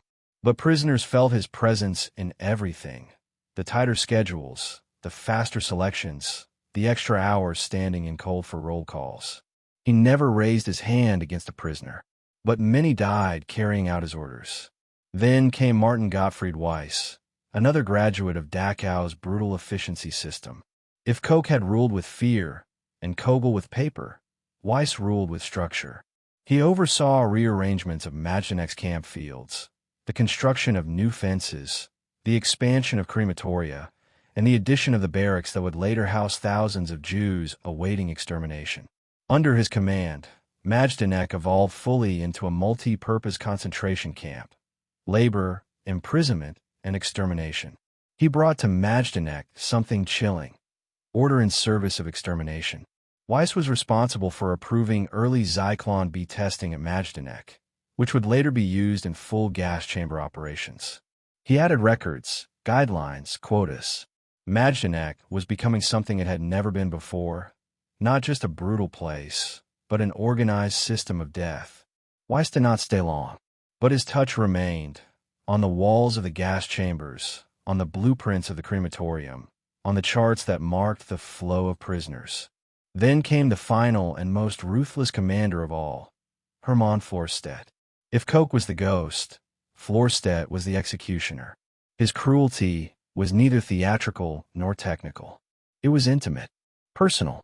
He believed Majdanek existed to produce one thing: death, and everything else was decoration.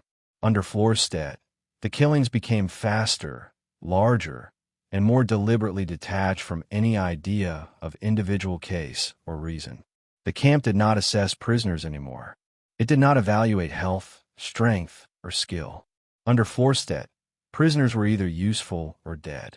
Florstedt expanded the crematorium, ordered faster burn cycles, and authorized the use of human ashes to pave muddy camp roads. He personally oversaw selections, pointing silently, sometimes separating families mid-embrace, sometimes watching children being pulled from their mothers. Prisoners described him as a man who did not hate them. He simply did not care that they existed. And that was worse than hatred. Hatred at least acknowledged a kind of human connection.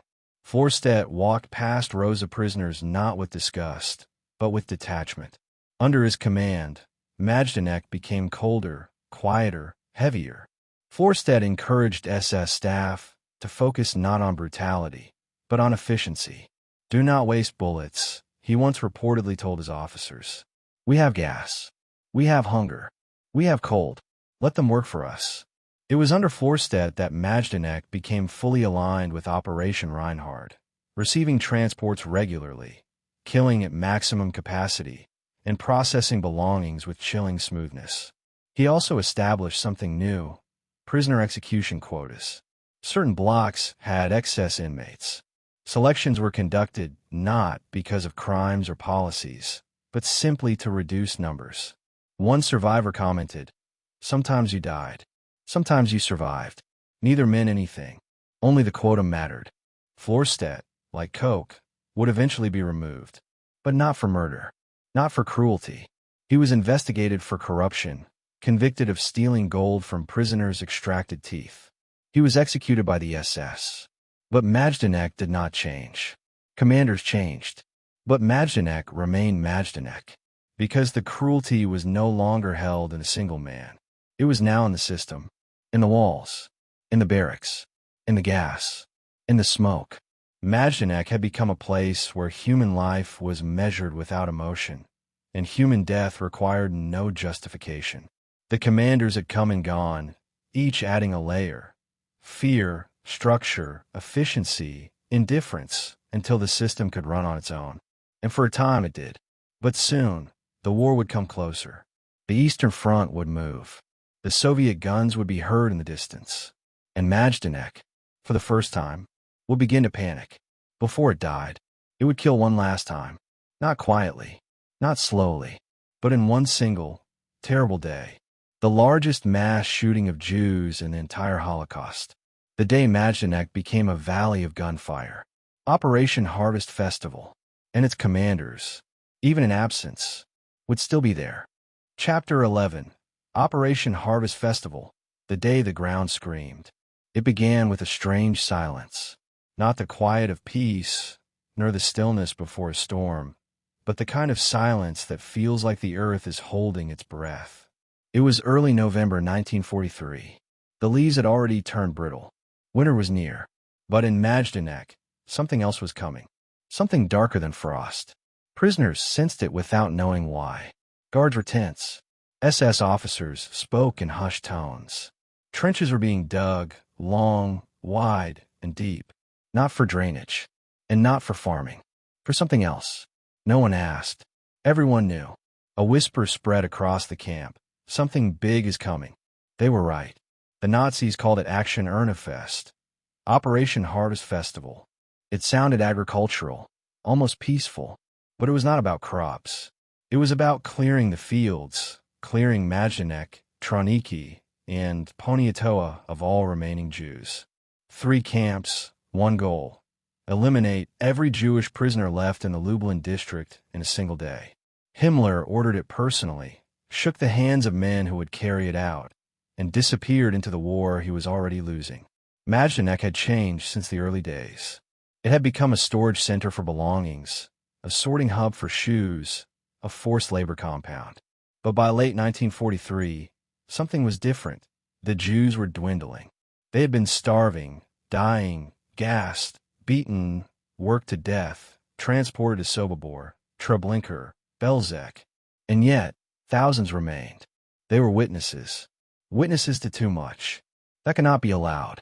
So one day, in November, the SS decided that Majdanek would speak one last time. With gunfire. 18,000 people would die in one day. It was the largest single-day mass shooting of Jews in the entire Holocaust. The order was simple. Eliminate all remaining Jewish prisoners in Majdanek, Treblinka, and Poniatowa. Quickly, efficiently, permanently. Majdanek prepared in silence. Prisoners dug the trenches, unaware, or pretending to be unaware, of what they were building. It was easier to pretend. The trenches were long, narrow, deep enough to swallow hundreds at a time. Some prisoners whispered, "These are not trenches. These are graves." But saying it aloud felt like calling death closer. On the morning of November 3rd, the camp woke differently. No work assignments. No sorting shoes. No sewing uniforms. All Jewish prisoners. Men, women, children, the elderly, even those in the hospital barrack, were ordered to assemble near Field 5. Some carried blankets, still believing they were being moved to work elsewhere. Some clutched their children. Some held prayer books. Some brought bread. Some thought this was a transfer. It was not. They waited in lines. They stood in uncertainty. They stood in cold. Then the music began. Loudspeakers positioned around the camp played cheerful German marching songs, loud enough to echo across the fields. Erica, Lily Marlene, Over the Hills. These were not songs of mourning. They were not songs of farewell. They were songs soldiers sang while marching east. Songs the SS liked to whistle while drinking. Songs that drown out screams. Prisoners did not understand why there was music. They would understand soon. SS and police forces arrived in unprecedented numbers. Massive reinforcement from the Ordnungspolizei, the Waffen-SS, and the Treblinka guards. They stood in wide circles around the trenches, rifles ready, ammunition piled high. Some smoked cigarettes. Some laughed. Some stared blankly, like men waiting to punch and to work. Then the killing began. Groups of prisoners, sometimes 50, sometimes 100 at a time, were marched to the trenches. They were ordered to undress. Some resisted. Some begged. Some prayed. Some held their children so tightly that guards had to tear them apart. Mothers whispered to their sons, "Do not cry. We will be together soon." Some children believed it. Some did not. They were ordered to lie down, face down, in the trenches, next to bodies that were still warm. The first shots cracked through the air. Short bursts. Controlled. Mechanical. Soldiers fired in rotation, reloading in rhythm, stepping closer to ensure accuracy. Bullets shattered bone, tore flesh, silenced voices mid-prayer. The ground trembled with the force of collapsing bodies. Blood darkened the soil. The earth began to sink. When the shooting stopped, the next group was brought forward. They were told to lie atop the ones who had just died. Layer by layer, body by body, the trenches filled. This was not warfare. This was construction. Daylight passed. The music continued. Guards joked. Shooters rotated. The smell of blood grew thick in the air.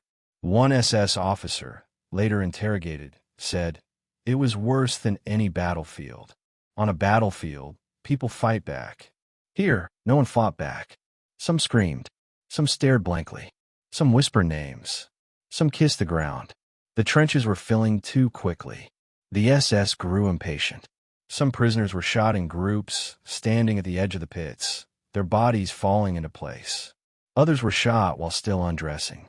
Even children, especially children, they did not want to waste bullets. The hardest moment, the one that survivors never forgot, came when they heard singing. A group of Jewish prisoners, moments before execution, began to sing quietly. First in Yiddish, then Hebrew, then Polish. The song was Shema Yisrael, then Hatikva. They were shot while singing. But the music did not stop. The SS turned up their speakers. They drowned out human voices.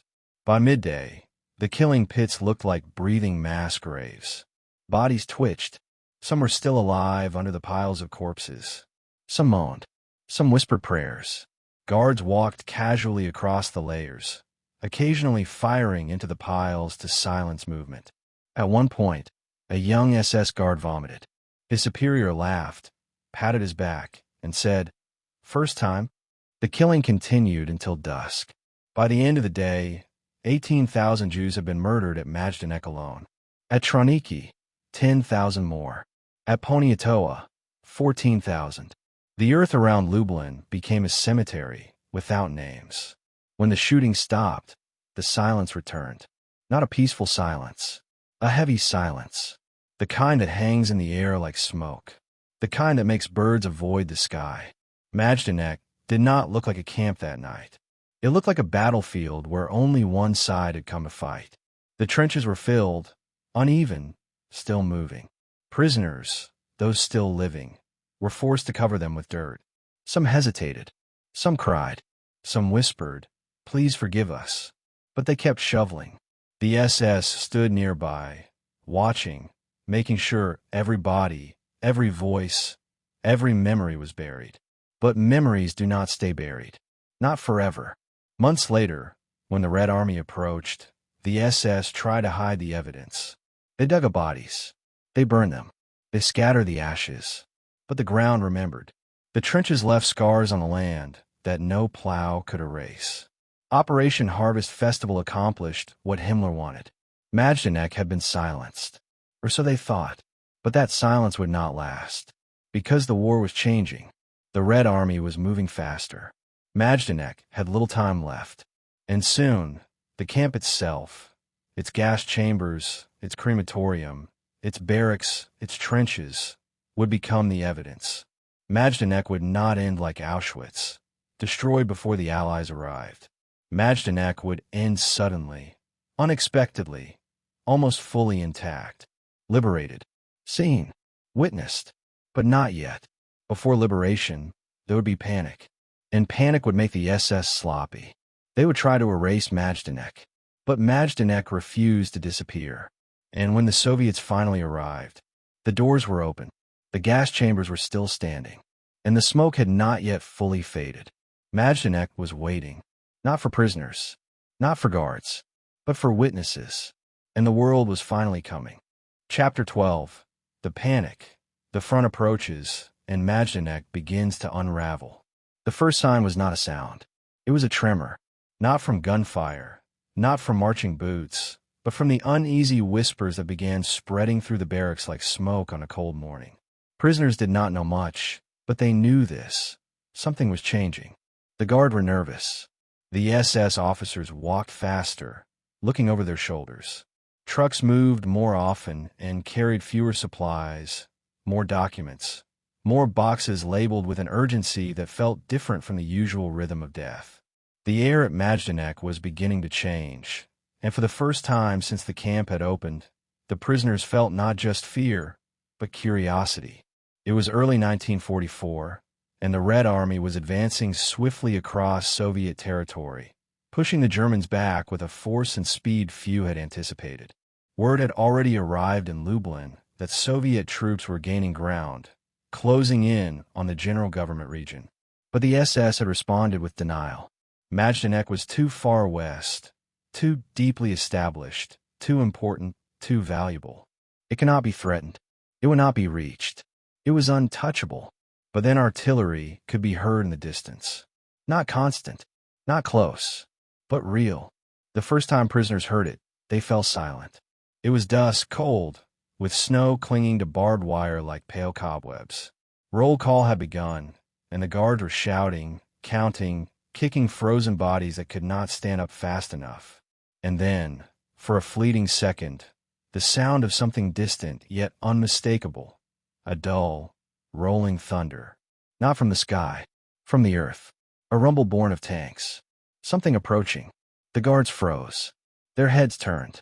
Then they shouted louder, almost to drown out the distant intruder. The war was coming, and it was coming too quickly. The SS sent frantic telegrams to Berlin. Commandants ran meetings late into the night. Inventories were locked away. Blueprints of gas chambers and crematorium structures were packed, sealed, and sent to other camps, especially Auschwitz. For years, Majdanek had operated with a chilling confidence, brutal and unhidden, so close to Lublin that civilians walked past it. But now, that openness became a threat. The SS feared something more than invasion. They feared discovery. Majdanek had never been designed to disappear. Its structures were not hidden. Its gas chambers were not camouflaged. Its crematorium stood in plain sight. Its piles of shoes, nearly 800,000 pairs by early 1944, were impossible to hide. Its ashes had been dumped in a field so carelessly that even melting snow revealed what the SS wanted buried. Majdanek had done its work openly. But now, openness was betrayal. The first step was destruction. The SS ordered the burning of documents, prisoner lists, execution logs, medical experiment records, crematorium capacity charts, transport manifests marked Judentransport. For 2 days, a black plume of smoke rose above the camp, thick and bitter, darker even than crematorium smoke. Prisoners knew it was not bodies this time. It was history. But even as papers burned, Majdanek did not stop killing. Transports still arrived. Selections were still conducted. Gas chambers still filled with Zyklon B. The SS still watched as Sonderkommando workers dragged bodies to the crematorium. Death did not pause because war was coming. It only accelerated. Prisoners noticed a change in guard behavior. Some guards had grown crueler, lashing out violently, as though taking revenge for their own fear. Others seemed distracted, apprehensive, watching the horizon more than the prisoners. Some even began asking prisoners questions, not about resistance, not about work, but about Russia, about Poland, about the war. Some guards kept binoculars in their barracks now, not to watch prisoners, but to watch the East. When the Soviets recaptured Kiev, a ripple of quiet hope passed through Majdanek, even though none of the prisoners had access to newspapers or radios. News traveled differently in camps. It moved like wind, one whisper at a time, through coded messages, glances, and small acts of defiance that the guards could never fully understand. At night, prisoners began to hear distant artillery more clearly. Once during roll call, the sound was so loud that even the SS guards fell silent. That night, one prisoner whispered, "The ground is speaking." The SS reacted with urgency. They began dismantling parts of the gas chambers. Pipes were removed. Zyklon B hatches sealed shut. Doors welded. Fences were torn down so quickly that splinters flew into the faces of prisoners still standing nearby. The guards shouted at each other more now than they shouted at prisoners. Some SS officers smoked nervously, their hands trembling in the cold. They began destroying evidence, but they could not destroy it all. The crematorium was still intact. The gas chambers were still intact. The barracks were still intact. The shoes were still there. The ashes were still there. And the eyewitnesses were still alive. But the SS wanted to finish them. Not carefully, not slowly. Like Harvest Festival, quickly. In April 1944, a chilling final order came from Berlin. Eliminate the remaining Jews. No prisoners must fall into Soviet hands. But there was a problem. There were still thousands of prisoners, and the Soviets were 60 miles away. The SS knew they did not have time for gas. They did not have time for transport. They had only time for bullets. But even bullets became too costly. So they began evacuating parts of Majdanek, sending prisoners to Auschwitz, Gross-Rosen, Ravensbrück, Dachau. They called it transport. Prisoners called it the Death March. Those too weak to walk remained behind, knowing what that meant. For the first time, the camp became disorderly. Prisoners marched past fields filled with trenches, now covered, silent, betraying the massacre that had taken place months earlier. The warehouses, once meticulously organized with property stolen from the dead, were now chaotic. Shoes thrown into corners. Documents half-burned. Wooden crates split open. Gold filings left in piles on the floor. Majdanek was cracking. But in its final days, it revealed something even darker. It had never needed secrecy. It was always convinced of its own permanence. And now, it was drowning in its own arrogance. When the first Soviet reconnaissance planes flew over the camp in mid-July 1944, guards panicked. Trucks filled with gold, shoes, hair, uniforms, and stolen artwork were hurriedly sent out in convoys toward Krakow and Auschwitz. But they could not move fast enough. The crematorium was still burning. The SS began setting buildings on fire. They tried to burn the gas chambers, but the walls were too solid. They tried to burn the barracks, but some were too damp from the rain. They tried to burn the crematorium, but it was made of brick and stone, too strong, too resistant, too real. In the end, they burned only one building fully, the warehouse, where the belongings of the dead had been kept. For days, smoke from burning shoes choked the sky, mixing with ash, clogging the wind. One prisoner whispered, "It smells like memory." The last SS unit fled the camp on the evening of July 22nd. They did not even bother closing the gates. They left the lights on. They left the gas chambers standing. They left ashes scattered across the fields. They left Majdanek open. The next morning, the first Soviet soldiers entered. They expected empty land. They expected ruins. They expected silence. Instead, they found something they had not seen before.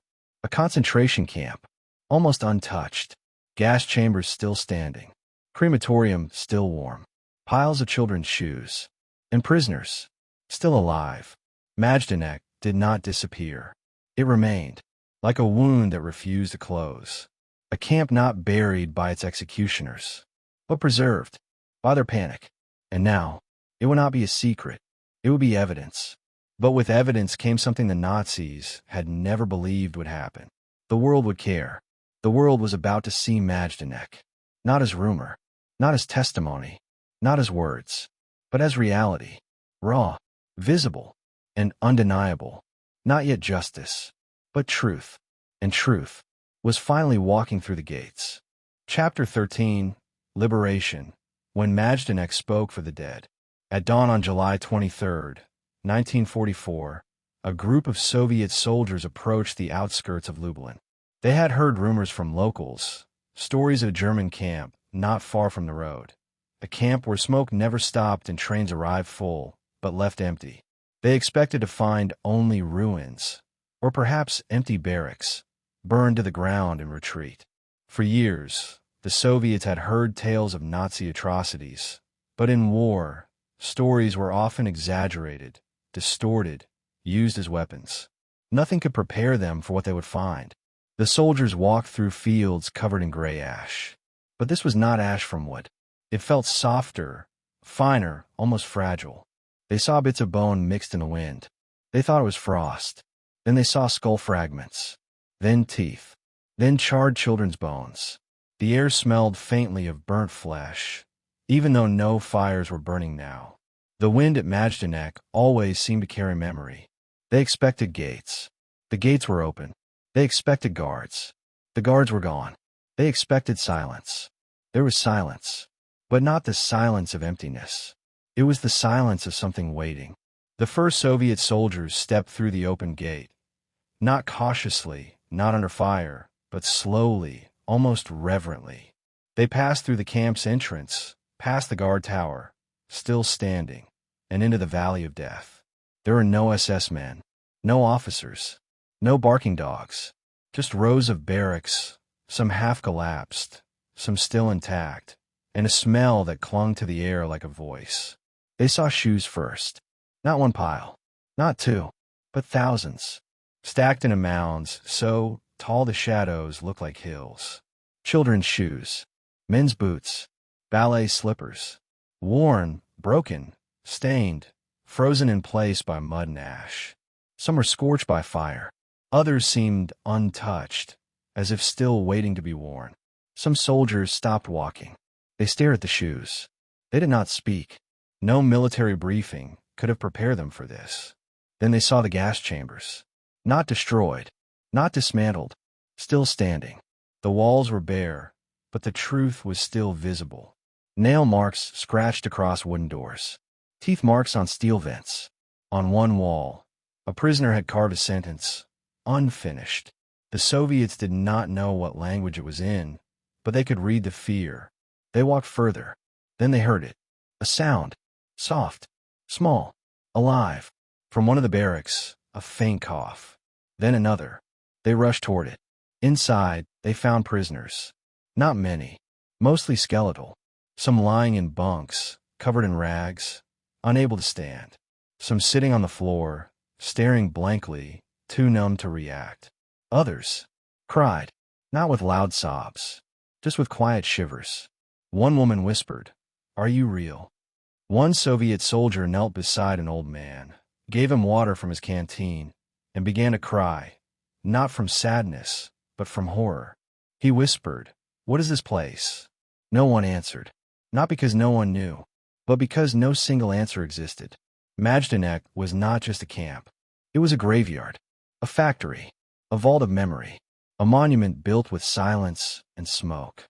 When word spread that Majdanek had been found largely intact, journalists, Allied officers, and photographers were sent quickly.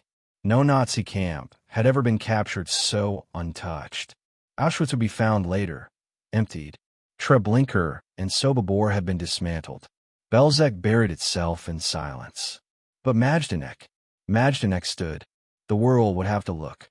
The first Soviet journalist, Konstantin Simonov, walked through Majdanek days after liberation. He stepped into the crematorium, where burnt remains still lay inside open ovens. He described it not like a military report, but like poetry carved from nightmare. He wrote, "There are places where even the wind seems unwilling to blow." Investigators entered the warehouse and found 80,000 pairs of shoes. They found suitcases, hair, glasses, brushes, toys, a wooden horse with a missing wheel, a girl's sweater, a child's notebook with handwriting that stopped mid-sentence. They found ashes, not just in pits, not only in urns, but on the grass, in the crevices of brick walls, on windowsills, on door frames. Majdanek had no topsoil. Majdanek had human soil. They found Zyklon B canisters stacked in a corner of a barack, still sealed. They found gas chambers that still smelled faintly of prussic acid. They found empty frames where mirrors once hung to help prisoners believe they were entering showers. They found plastered walls where prisoners had left fingerprints before dying. There were records too. Thousands of papers have been burned, but not all. They found lists, receipts, letters, orders, all confirming something the Nazis had never wanted confirmed. Majdanek was not an accident. It was policy. It was planned. It was approved. It was funded. And it was never truly hidden. Soon, the first local civilians were brought in to see the camp. Some cried. Some prayed. Some denied it. Some whispered, "We did not know." A Soviet officer replied, "You did not ask." The world could not look away anymore. Film crews arrived from Moscow, London, and New York. They filmed everything. The barracks, the crematorium ovens, the gas chambers, the warehouses filled with belongings. They filmed the shoes, always the shoes, because nothing told the story more painfully than the shoes. A Berlin newspaper called Majdanek proof. A London journalist called it the most intact slaughterhouse of Europe. An American photographer said, "Every camp is a horror, but Majdanek is a confession." Survivors, still too weak to stand, began to speak. Not immediately. It took days, weeks, sometimes months. But gradually, voices emerged. A Polish woman, age 19, said, "In Majdanek, the worst thing was not that we died. It was that we disappeared." A Jewish boy, age 14, whispered, "I stopped speaking for a year. I thought my voice would bring me back to the camp." A Soviet investigator wrote, "Majdanek is not a camp. Majdanek is a question. How did this exist in plain sight?" When the Soviet command ordered a full forensic investigation, they expected to find some evidence.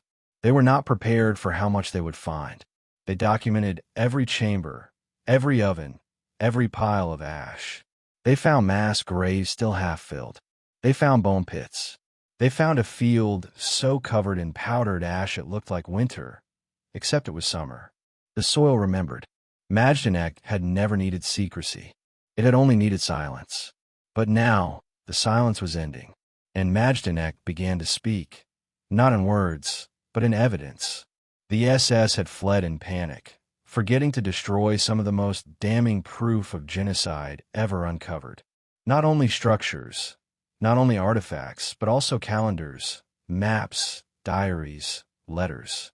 The testimony of a system too arrogant to hide itself completely. The world was finally willing to listen. When Soviet, Polish, and American reporters interviewed witnesses, one asked, "What was Majdanek?" A survivor answered, "Majdanek was the place where they stopped pretending we were human." Liberation did not bring joy. It brought revelation. It brought grief. It brought guilt, not only for the perpetrators, but for the world that had not asked sooner. In the weeks after liberation, locals walked through the camp in silence. They walked past barracks, past gas chambers, past piles of shoes. Some knelt. Some prayed. Some turned away. Some wept. Some whispered names. Majdanek did not disappear. It remained. It remained still. It is the only major death camp that stayed almost entirely intact. Not buried like Treblinka. Not reduced to rubble like Chelmno. Not blown up like Sobibor. Majdanek survived. Or rather, it remained. No one alive built a monument there. The camp itself became the monument. A monument to silence. A monument to memory.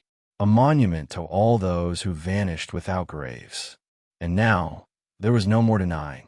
The gates were open. The world had walked through, and history would never be able to look away again. Majdanek had spoken. Chapter 14, Counting the Dead, Memory, Numbers, and the Struggle to Measure Loss. After liberation, Majdanek did not fall silent. If anything, it began speaking louder than it ever had before, not with voices, but with scars, with ashes, with evidence that could not be erased. The Red Army had arrived too quickly for the SS to destroy the camp. The gas chambers still stood. The crematorium still held bone fragments. The warehouses still held mountains of shoes. Even the fields still held human ash, thick enough to leave footprints. Majdanek was no longer a place of secrets. It was a place of questions, and one haunted the investigators more than any other. How many died here? It seemed like a question the earth itself resisted answering. Investigators walked through open pits where bones lay in heaps, where ashes had settled like dust over the ground, where teeth glistened in the sun like broken shells washed up on the shore of some cursed beach. They followed the cracks in the concrete walls of the gas chambers, seeing where fingers had clawed, where fear had left its mark. Everywhere they turned, death was present, but never counted. The SS left, no master list, no final tally. Majdanek was not designed to remember the dead. It was designed to erase them. In the first days after liberation, Soviet journalists estimated the number of victims at well over 1 million. It was not an exaggeration meant for propaganda. It was the result of standing among mountains of shoes, each representing someone who had walked into the camp but had never walked out. Shoes do not lie. One Soviet investigator wrote, "They do not exaggerate. They only remain." But historians hesitated. What could shoes tell us? They could not tell the difference between those who died at Majdanek and those whose belongings had been sent there from other camps. They could not separate those murdered from those who died from disease, starvation, or exhaustion before execution. The floors remembered footsteps, but they did not remember names. The early Soviet estimate, 1.2 million dead, spread across the world. Newspapers printed it. Radio announcers repeated it. Some believed it instantly. Some questioned it. Some simply stared, unable to comprehend the size of it. How could anyone imagine 1.2 million lives extinguished in one place? A place that did not even hide its crimes? But it was not that simple, and the numbers would change. Again and again. Years later, historians would study transport records, prisoner logs, guard journals, and death registers. They studied the ash pits, calculating the estimated number of bodies burned. They analyzed soil, identifying layers of bone dust so fine it blended into clay. They conducted forensic examinations of the crematorium ovens, calculating usage rates, burn capacities, and timelines. They walked through Majdanek's fields with scientists, with architects, with anthropologists, and tried to listen, not to the wind, to the ground. They asked it, how many? Majdanek, like every place to which human suffering is bound, resisted giving a number. Some said 80,000. Some said 235,000. Some said 360,000. Some even returned to the original Soviet estimate of over 1 million, convinced that more shoes meant more lives taken, that more ash meant more flames fed by bone. Eventually, historians reached something close to certainty, 78,000. That was the most accepted final estimate. But even that number trembled. 78,000. Of those, around 59,000 were Jews. The rest were Poles, Ukrainians, Belarusians, Russians, Roma, political prisoners, Soviet POWs, priests, teachers, mothers, farmers, children, and unidentified. The unidentified were not a category. They were the silence in between numbers, the ones whose names were never written, whose belongings were never logged, whose shoes never made it to the warehouses. But 78,000 was only the number killed inside Majdanek's fences. It did not count those who arrived sick, dying, broken, and were transported elsewhere to die. It did not include those taken to forests to be shot. It did not include the children who were unregistered. It did not measure how many died slowly, starvation, typhus, pneumonia, without being processed. Majdanek had always killed more than its records revealed, because Majdanek did not only kill bodies. It killed memory.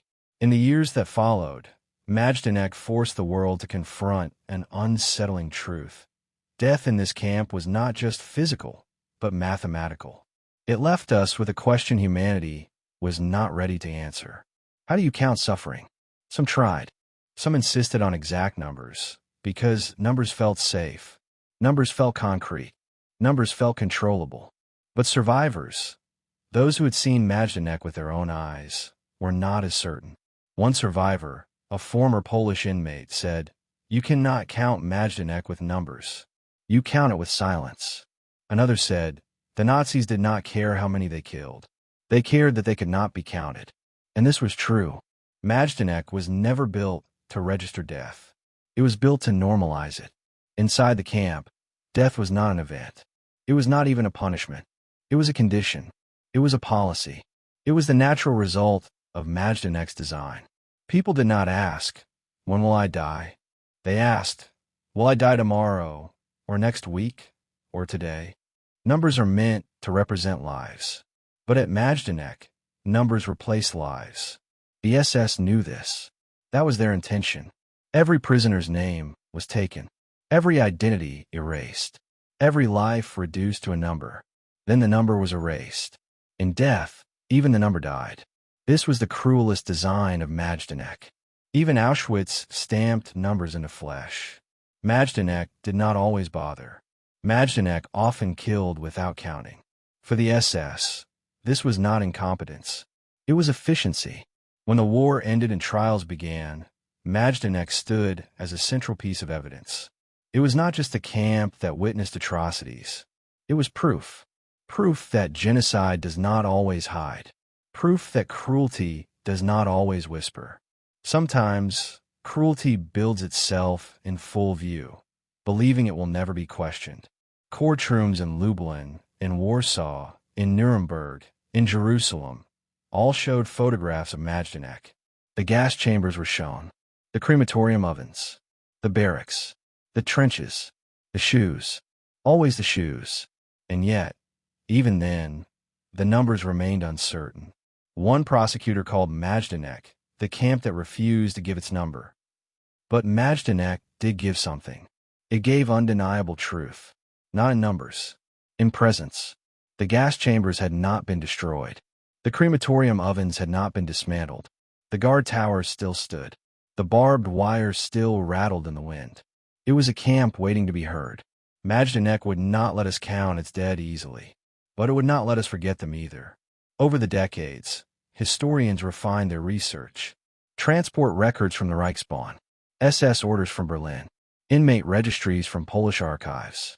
They built charts, lists, diagrams, attempts to build order out of destruction. But survivors still resisted.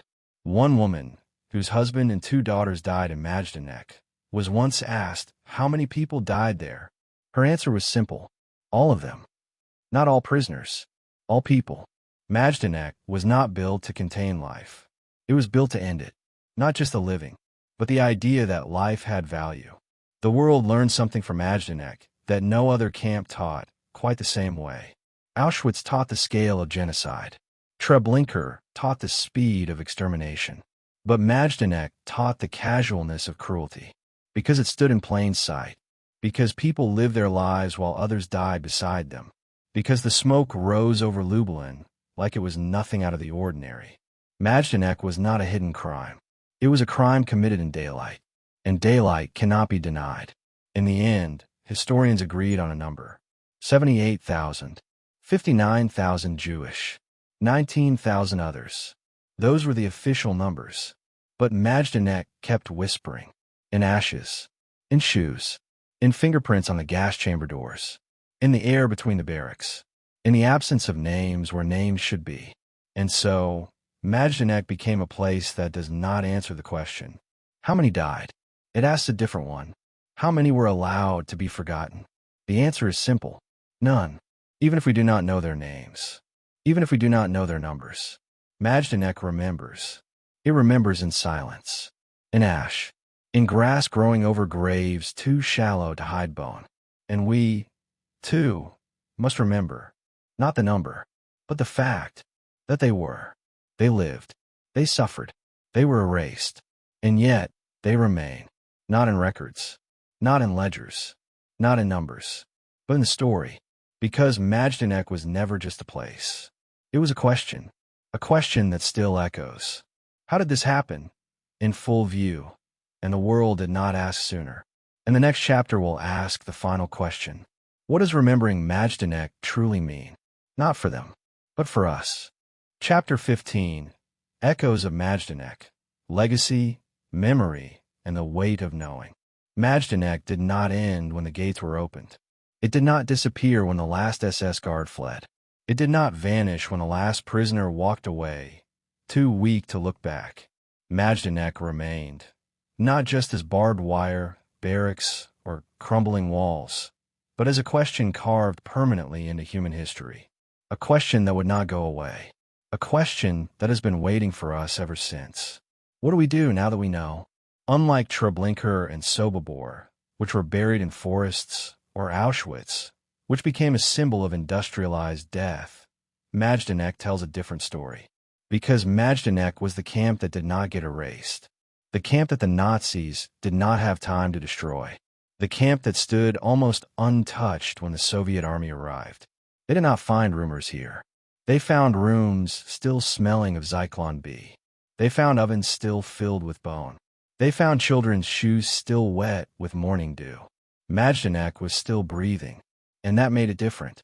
Because Majdanek would not let people deny, exaggerate, or mythologize. It could be walked through, touched, measured, captured on film.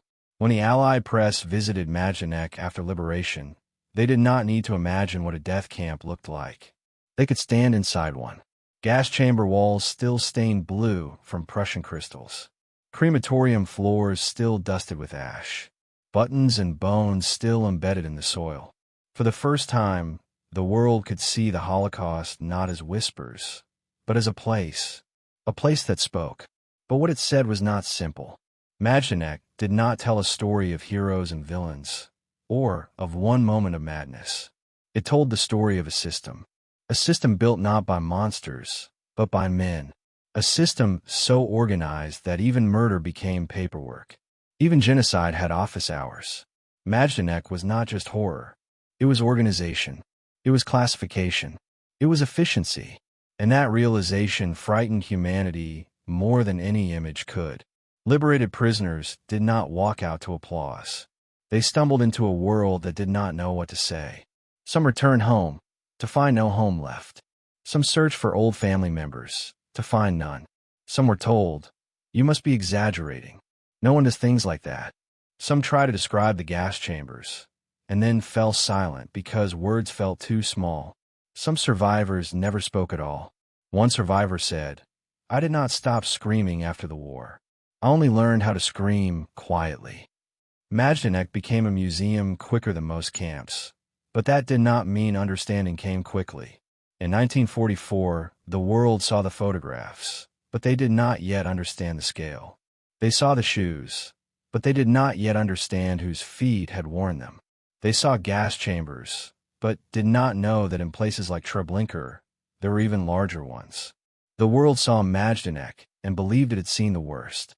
But Majdanek was only the beginning. Yet, in one way, Majdanek was the most important beginning, because Majdanek was undeniable. Other camps could be erased. Majdanek could be walked through. Majdanek forced the question, if this existed in plain sight, what else did the world not see? Slowly, truth began to emerge, not just through historians, but through voices. Survivors wrote books, gave testimony, spoke to students, appeared in courtrooms during war crime trials. Some had numbers tattooed on their arms. Others had scars no one could see. All of them became witnesses, not just of events, but of meaning. They were not simply reciting what had happened. They were warning what could happen again. In 1946, at the Nuremberg trials, when Majdanek was discussed, prosecutors showed photographs of the gas chambers. They passed around pieces of bones still found in the camp soil. They showed films taken by Soviet cameramen after liberation. One German defendant lowered his eyes and whispered, "I did not know it was this real." The judge responded, "That is the last lie." But did the world learn? That is the question Majdanek still asks. Because remembering Majdanek is not only about knowing what happened. It is about deciding what to do with that knowledge. The survivors shaped the answer. They did not ask the world to cry for them. They asked the world to look. And keep looking. A former prisoner said, "The greatest danger is not that people will deny what happened. The greatest danger is that people will look and then forget." That is why Majdanek has not been turned into a cemetery or a memorial stone or a place where people only whisper. It remains a camp. You can still walk through the barracks. You can still step inside the gas chamber and feel how small it is. You can still stand beside the crematorium ovens and realize how many bodies must have passed through them. You can stand before the mound of ashes, human ashes, still preserved, and understand something that cannot be spoken, only felt. Majdanek has become the kind of memory that does not only tell you what happened. It asks you, now that you've seen, what will you do? What does remembering truly mean? Is remembering a moment of silence? Or is remembering a vow? Majdanek began as a camp for prisoners of war. Then it became a forced labor center. Then a death camp. Then a warehouse for stolen belongings. Then an execution site. Then a grave. Then a testimony. Then a museum. Today, it is not only a museum. It is a mirror. Because the true legacy of Majdanek does not live in the past. It lives in every moment a person chooses not to look away. It lives in every time history repeats itself. and someone says, never again, and actually means it. It lives in the questions it leaves behind. How quickly can people become numbers? How quickly can cruelty become routine? How quickly can the world stop asking questions? How quickly can silence become permission? Majdanek was not built in secret. It was built in the open. Trains traveled through cities every day. Ash fell on nearby villages. The smoke from the crematorium was seen by farmers, by merchants, by school children, by priests. The world was never blind. Sometimes it was silent. That is why Majdanek still stands, to teach us the difference between blindness and silence. Majdanek is not the story of one camp. It is the story of how easily humans can learn to look away, but also how powerful it is when they refuse. In one of the final testimonies given by a survivor, a woman who had lost her husband, 2 children, and both parents in Majdanek stood in front of the gas chamber door, touched the rough concrete, and said, "This place killed my family, but did not kill their voices, because now I am their voice." That is Majdanek's legacy. It does not live in dates. It does not live in statistics. It lives in voices. It lives in remembering, actively, not passively, because remembering is not just recalling. Remembering is continuing. The last words carved into a Baroque wall at Majdanek have no name, just a sentence. Whoever walks through this place will carry us with them. And now you have walked through. And now you carry them, not as numbers, not as names, but as part of the question Majdanek still asks. What will humanity do now that it knows?